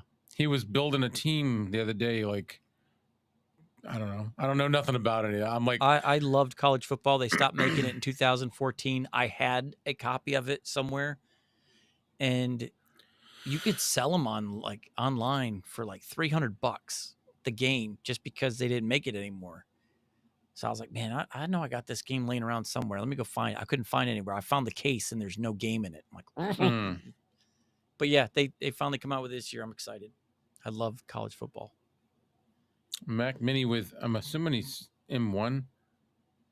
The dollar No, sign 4, is the M4. M4. So M4 processor to be released sometime between the fourth quarter and the first quarter. See, but I'm not going to be able to afford to get one. I'm just going to have to keep going with this M1 Max. I'm going to stick with the M1, and my next computer will be PC because I'm getting to the point now. There's certain microphones that will not work in USB mode on a Mac. The Beacon mic, the Rode XDM 100, those are mics that you could plug them into your Macs, and they will work, but the software will not work. So it's like I have a PC laptop, but it's so old that it won't capture video. So it's like, okay, I could do the test on there, but I'm going to have to record separate to a camera and edit. It's a lot of work. So I want to get a PC. And now the all-in-one mini PCs, them things are packing a punch. Yeah. I forgot what channel is I watch. Something, I forgot what it is, but he builds them. He's up there. Got a couple 100,000 subscribers. And he did a benchmark test where he compared it to the PC Mini to the M3, and the PC beat out the Mac in the testing for certain things. And it came out to like $900 for this mini PC. Like in processing? Yeah, all of it. Huh. Yeah. See, so that's why I like this MacBook. That's why I switched back to iPhones, because I was always an Android buff. Mm-hmm. I switched back to them all because of their processing, because they just handle things. Apple does. Kevin said he has the game and it's so good. I'm sorry if I'm talking too much. Who? Me. Oh. Let you talk more. I'm hogging your live stream. Who, you? Yeah, my wife yelled at me. Oh. Let Clay talk. You're talking too much. No, it's all right. Yes, dear. We're beyond. We're beyond dear. What I was. The show was about. So we're good. Yeah. Now we're just hanging out. Yeah. What's he talking about? Holy smoking. Oops. Holy smoking bankroll Batman. It was on there, and I clicked off it by accident. Yeah. 20. I couldn't afford it. But it came out. So Mac Studio 2. See, but that's what I have right now, a 64 gig RAM and a 1 terabyte hard drive. I already have that. That buddy of mine, that's an Apple guy, he has that Studio. And he said it's more than what he needs, but he just wanted one because it was the new one. He just has to have the cool it's called Apple future-proofing. Yeah. Well, he's got gas syndrome with Apple. If it's new, he buys it. Yeah, I don't. We do it with microphones. He does it with computers. I wouldn't have this if it wasn't for the help that I got getting it. There's no way. This was $4,000. Yeah, I can't do stuff like that. Yeah, I can't either. Outsider Jet. Yeah, I love everything about Apple. I just wish it could do gaming better, but their graphics cards are terrible for gaming. So they like a lot of companies don't even offer an Apple version to download because they know the graphics card can't keep up with their product. Mm. Yeah, why aren't they good at gaming? Just pick a lane and excel at it. Oh, yeah. True, true. So we're running dry. It's probably Yeah, time to say goodnight. I think so. I'm I'm I'm I I'm always, staring into the yeah, abyss. I always look for those moments where we're like, When you finally take that breath, you know you're yeah. good. But But it, we've I had think it, quite a show, yeah, man. I think We've it went been well. we've been rocking double digits this whole time. I think it went well. We started with double digits. They were sitting in the chat waiting for an hour before we went on. Yeah. I got M1 Mac Mini. Oh wow, for 630. See, that's what I'm talking about. I've seen Yeah. some used. I saw one. I don't remember what the specs were exactly, but it was like $500 Yeah. for a used one, and I was like, yeah. If you go to the Apple website, you can get a refurbished one from them. That's what I did. I got the M1 16 gigabyte, which was $800 brand new. I got it for $499 refurbished, and I got the 2-year Apple Care. I got all the same protections if it was brand new, but I saved like $200 because it was refurbished. My friend always told me, the guy that does the new stuff with Apple, I'm like, man, dude, I always get nervous about refurbished. He says, why? Whatever was going to happen to that thing has happened, Already and it's been happened. fixed. So do you buying brand new and it happening You and you should be the sending it last back? person to think that way because of your philosophy with cars. I know. I know. Yeah, no, your Joe brings us right back to anxiety. Yeah. Typing gives me anxiety because he said earlier, sorry, I didn't type faster. Oh. We are, just so everybody knows, if they got any questions before we typing and texting gives me anxiety because my thumb is getting so bad now that it doesn't go where I want it to go when I'm typing. So I clip a lot of I type a lot of letters that don't belong. letters that Like don't if belong. I'm trying to do like an L or a K, I can't get my thumb over that far. So I'll be typing, it'll be like, milk. I'll be like MIJK, because I can't get my thumb over to the L. And it's just it's awful. Yeah. I know. I'm considering getting a the big phone, the Pro, or the Max on my next upgrade because of my eyes. Yeah. So I'm like, oh, maybe a bigger screen would be better, but I'm gonna hate that reach, that big phone, because of the same reason. Real quick, good question from Outsider Jess. Do you have a microphone that you've reviewed that you don't like the least? Do you have one that you don't even like yet? Because you may not even encounter one that you just can't stand. Do I? Yeah. I don't have anything that I don't like. I have one that every time I use it, I'm not that crazy about it. And it's one that I got because me and you thought I would sound maybe good on it. And when I first started using it, I was really happy with it. But now every time I use it, I feel like it's just not, you know which one I'm talking about? The Toner TD510. I love it. I hated it. I do like it. I didn't not like it, but I like it more now than I used to. I like it, but it's just not, every time I use it, I'm like, yeah, no, it's not as good as the 688. It's not as good as the 669D.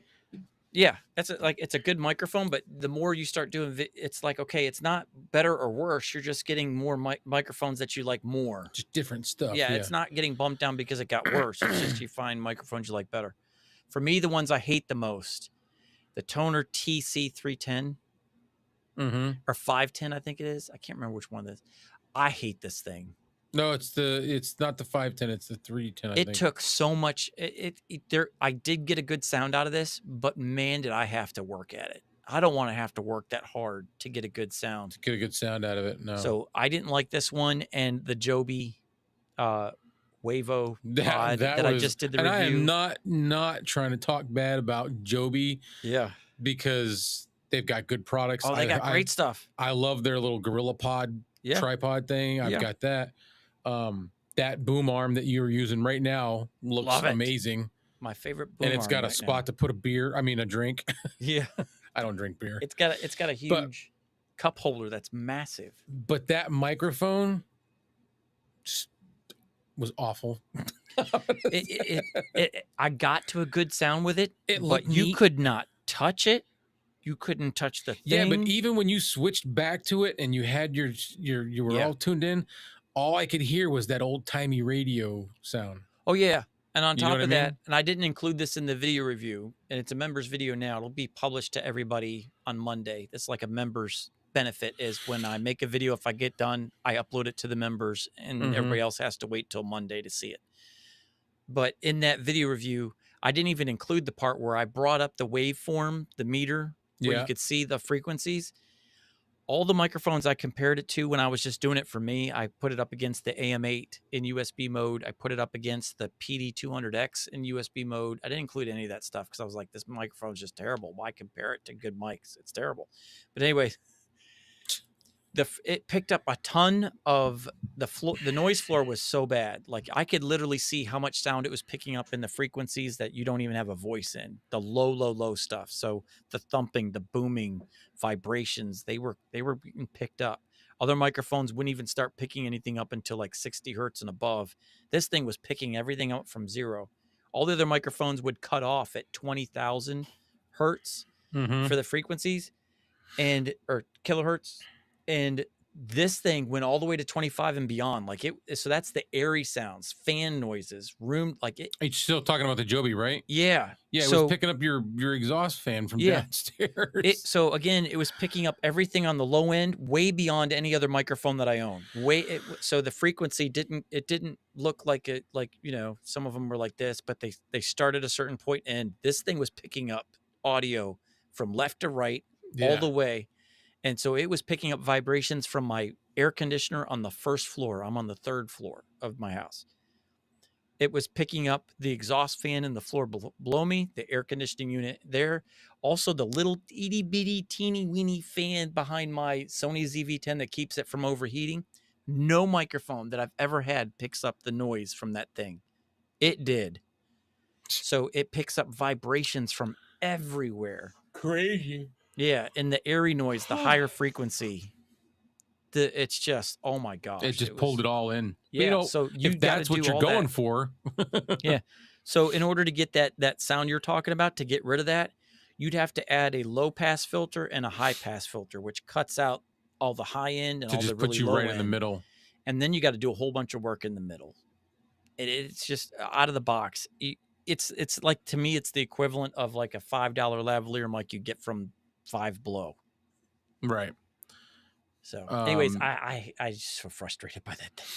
Outsider Jess, speaking for me, yes, I'm a Marvel, Deadpool, Wolverine nut. So yes, I don't spend money at the movies anymore. Oh, I probably won't watch it at the movies. Yeah, I'll wait till it comes out, but I'm gonna watch it. I can't watch. I've got kids, young kids. I watch everything together with my family. I never go anywhere, so it's like that one's a little too extreme for me. And I've heard there are so many. Who, Deadpool? Genitalia part jokes, Deadpool, Wolverine. Yes. Like it's extreme. I watched a video sure review by anything with Ryan Reynolds is extreme. What's his name? I watched a video. He's got a huge channel. Dang it. And he'll watch anything, but he said he felt like it got to a point where they were using language where they were just filling emptiness. Like any chance they could just put a word in that didn't even fit with the moment, it was overkill. It's like, oh my gosh, really? And he don't care about language at all. It's not an issue for him. He just felt like they were being vulgar just for the sake of being vulgar, which took away from the first two movies, because he said it was like placed in proper spot. Like it made everything flow. But this one was just so over the top that you couldn't help but notice it. What is his name? I do know. Oh my God. Subscription. Let me find it here. Jeremy Johns. But he said it was a great movie. He just said there's times where he's watching it was just like, dude, is there any other word in the language that you're willing to use to say a sentence? So, and I'm not trying to be grumpy old guy. I'm just saying he has no problem with language, and he had a problem. What with is this do you know what he's talking about? With Joe channel pitch meeting? channel pitch meeting? I don't know. See, this is the only bad thing about doing a live is sometimes you see a comment and you don't remember what they're commenting Yeah. about. Black Widow also should have been rated R. I think he said. I don't know. I thought Black Widow was a good movie. Yeah.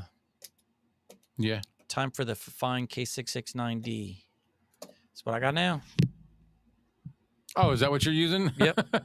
So that was both of us tonight. Yep. I took the shock mount off of it, put the original attachment on it, and then I just put that Shure MV7 replacement pop filter Yep. just for a spacer for this to sit right on it and not jiggle wiggle. And I love this. Now it looks like a Rode Pod mic, even though it's not. It's my K669D. He said pitch meeting is a movie channel. Oh, okay. Pitch meeting. Yeah. This is the one. Oh, yeah, I've seen that. I've seen that. The Love added pop filter inside of it. Yeah. Also, yeah, I have an extra layer of that too. I cut Oh, the did tip you? off, and it's packed in at the end. Inside? Oh, Yeah. inside there. Yeah, I've so got I it got the inside little- here. Yeah.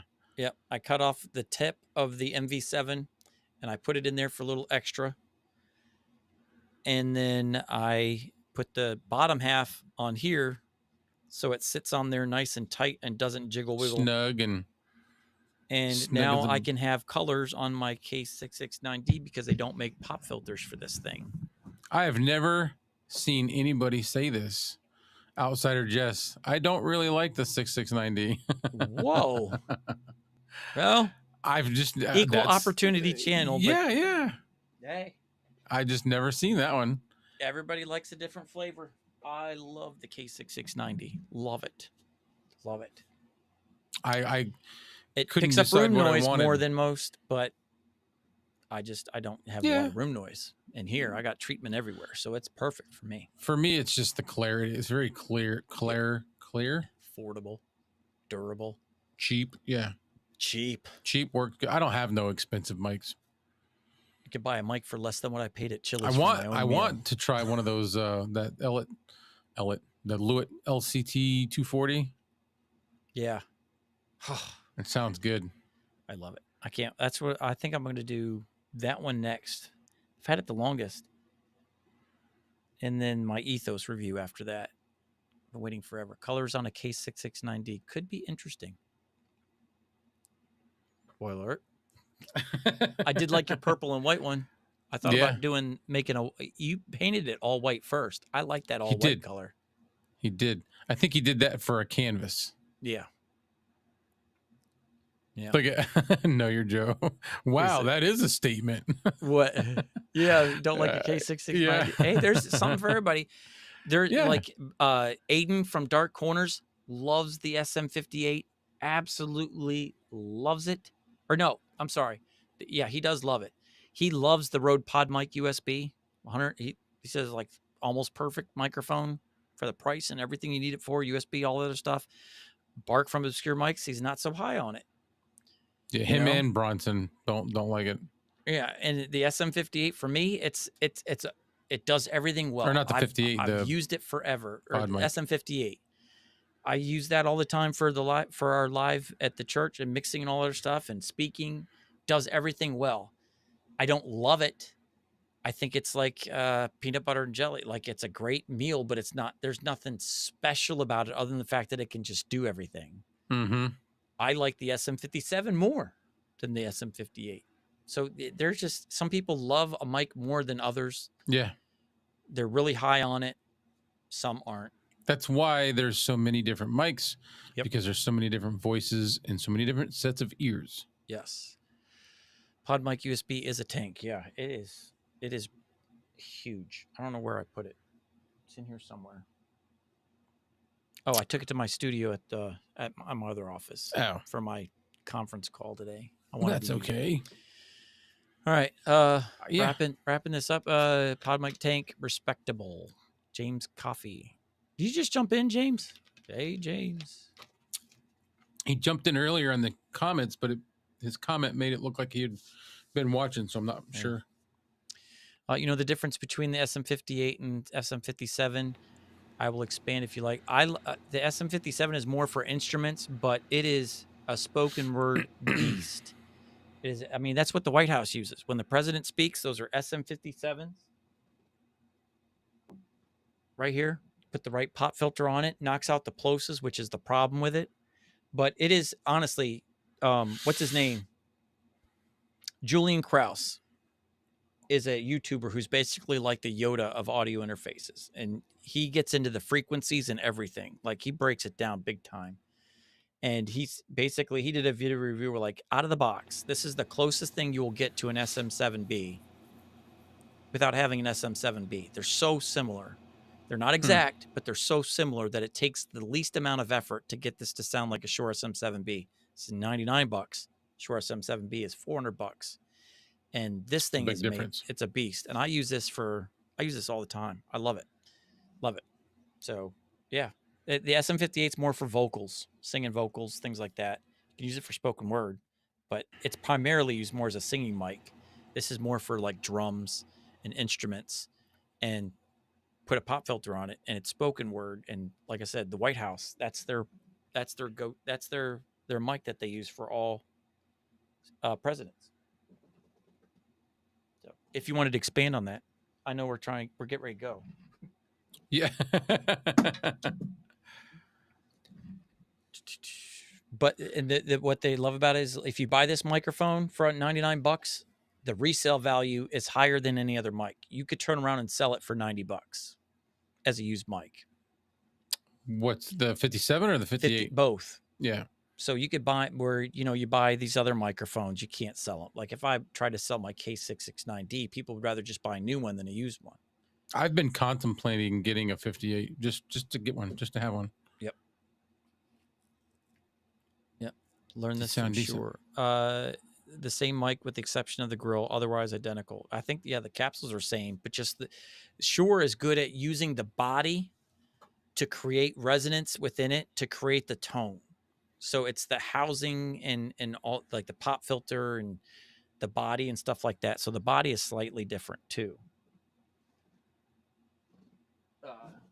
I've got the SM58 somewhere in here, but I don't think I've ever seen you use it or heard you use it. The 58? Yeah. No, I usually, if you do see me use it, you'll never see it because I put it inside this thing. So you put that out and then you slide it inside and then put this on here, and you don't have to worry about the handheld look. It's hidden inside this body. Which is just like an empty, you stick a handheld microphone in there and it hides it. Where'd you get that? I got it off Caleb Pike DSLR shooter. He made these. He designed them 3D printed, and he provided the specs on his website. So I ordered this one from him directly. He made it. Then I had a friend of mine who has a 3D printer, and he made me a bunch of blue ones. Neato. So yeah, I hide my it's a mic shell. Yep, I have a video of it on my channel where I got it and I used it, and I've put my SM57 in there, SM58, and my Behringer XM8500.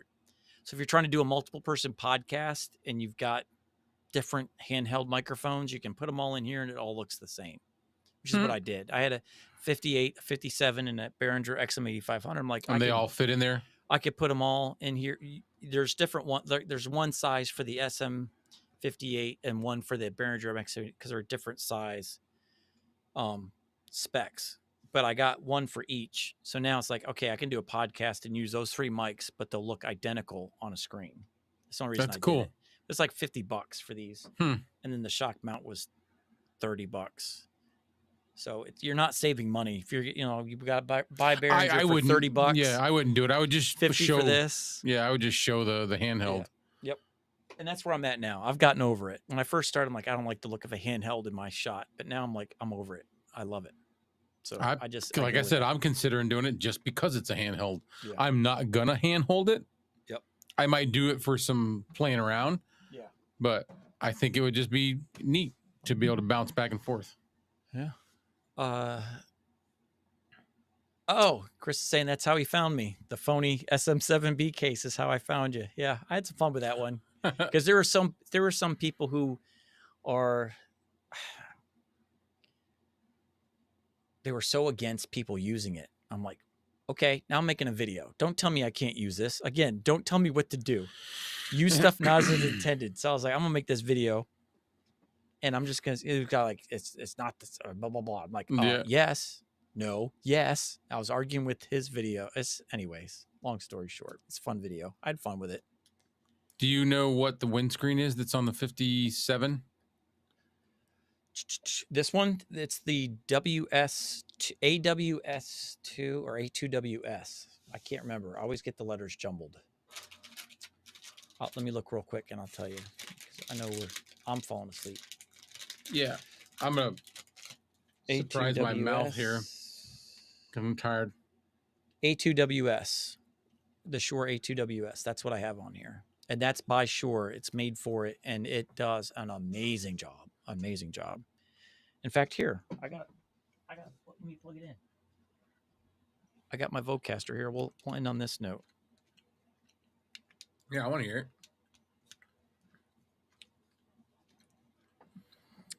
Let me mute my K669D. Testing 1 2 3. Testing 1 2 3. This is no processing. Testing 1 2. Let me get it louder. We need to be a little louder here. Testing 1 2 3. Testing 1 2 3. Bump it, bump it, bump it, bump it. This is no processing whatsoever, right out of the box. So yeah, if you like that SM7B, but you don't want that sound, or you don't want that price tag, okay, just real quick so you can see how close they are in sound. No anything. Unplug the wrong end.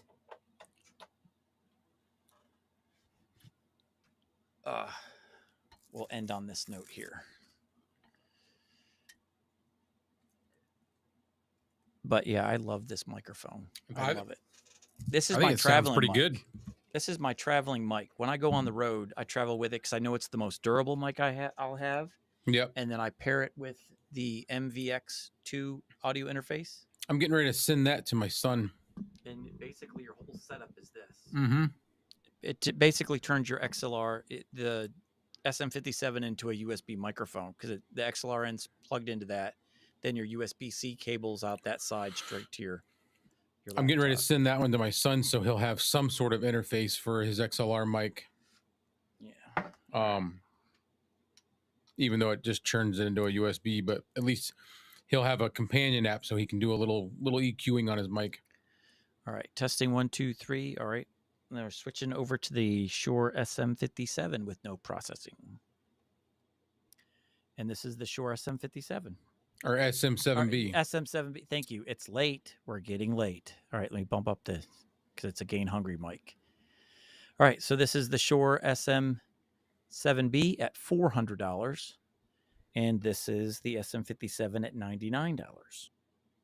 Peter Piper picked a pack of pickled peppers, puts pineapple on his pizza. Peter Piper picked a pack of pickled peppers, puts pineapple on his pizza. Peter Piper picked a pack of pickled peppers, he puts pineapple on his pizza. And that's with no processing. Imagine I think it sounds good. Spending 10 minutes on this thing with EQ to round out the top end, which is, I think, the major difference in the SM7B, the SM57. You got to tinker with the high mids and a little bit of highs or something. You got to do something with there. I can't remember what Julian Krause did too. But if you want an exact match, like he leaves the specs on his website, exactly what he did with the EQing, so you could get your SM57 to look identical on a waveform in the metering, where it matches the SM7B, where you can't tell the difference with the ear. So, anyways, what is Chris is asking about pictures, setup pictures from emails? Mm-hmm. Oh, yeah. Remember our last live stream, Chris was saying we need to do a live stream where people get to send in their setups, pictures of their setups, so we could look at it and comment on it. I'd like that. We forgot about that. Oh, gotcha. No, we're going to do that for our live stream next week. We'll do that on the level up. On the level, yeah. So, yeah, send your M. Newman 519. It's on my email address is on my YouTube channel under the About section. Send me or Clay an email of your setup, and we will post it and share it during our live stream. M. Newman 517? 519 519 519 at gmail.com. I created a new email address for my channel, Level Up with Mike. I forgot what it is, but I haven't switched it yet. I got so much stuff coming in from different places. I want to have something exclusive for companies that want to send me stuff. Instead of having to look through countless emails to find their stuff. But I love this microphone. This is my traveling microphone. I can relax and it just sounds so awesome. It sounds good. Yeah. It's Like just, it doesn't sound bad at all. It sounds no. almost identical to the SM7B. Yeah. And this is the plosive thing. All right. This is with the pop filter on it. But when you take the pop filter off, you'll hear how bad it is with plosives for speaking. Oh, I'm tightening. Sorry. So sorry. Sorry. I should mute. I should have muted. It's not bothering anybody. Well, it's not bothering me. All right, this is without the pop filter. Peter Piper picked a pack of pickled peppers. He puts pineapple on his pizza. Plosives, Wait, you had to do all that to plosives. get the pop filter off? It's just it's a straight head, flat head screw on the side, and it just tightens it. So now this is with the pop filter. I got you. Peter Yeah, it's Piper like a picked a set pack screw, of pickled peppers. He puts pineapple on his pizza. Peter Piper picked a pack of pickled peppers. He puts pineapple on It his does a pizza. good job. Yeah. But yeah, it knocks down the plosives. It's almost non-existent. ASMR. Yeah. I don't know if that was a pleasurable ASMR. It was like annoying ASMR. Yeah, the torturing ASMR. But anyways, yeah, you put this pop filter on it, and it's magic. So this is a SM7B sound for $99. The pop filter is you got to have $14. the pop filter. Yeah, because it's a higher pitch. This pop filter gives you that low end, that broadcasty sound that the SM7B gives you. And the pop filter is only $14.94 for the original Shure A2WS. You can get a knockoff for like $7, but you might as well go the one that gives you the tension screw For that puts it in the right $14. place. It's not even that much. Yeah. No. Yep. It's a huge difference in the sound. I'm tired now. I know. Me too. I'm tired, boss. I'm losing my voice. My voice is going. All right. Well, 3 hours, bro. This was your first stream, and we're right back. We said we wouldn't go back to this 3-4 hour streams. Well, we'll taper down. The first ones are always, the novelty. The fun ones. Yeah. We'll taper back down. So maybe. I don't know. I am thrilled to death. Yeah, we're down to 6. We were at like 14. Yeah. Everybody went to bed except for us. Because they've got brains. Yeah. But I am thrilled to death that they were up that high, that the comments I can't even see how many. You guys were awesome tonight. Awesome. It was really cool. We did talk about a lot of off subject stuff, but the main bread and butter is the opener. Yes. And then once we get done with that, it doesn't matter. After that, it's just dudes having fun. So I appreciate it. Yeah.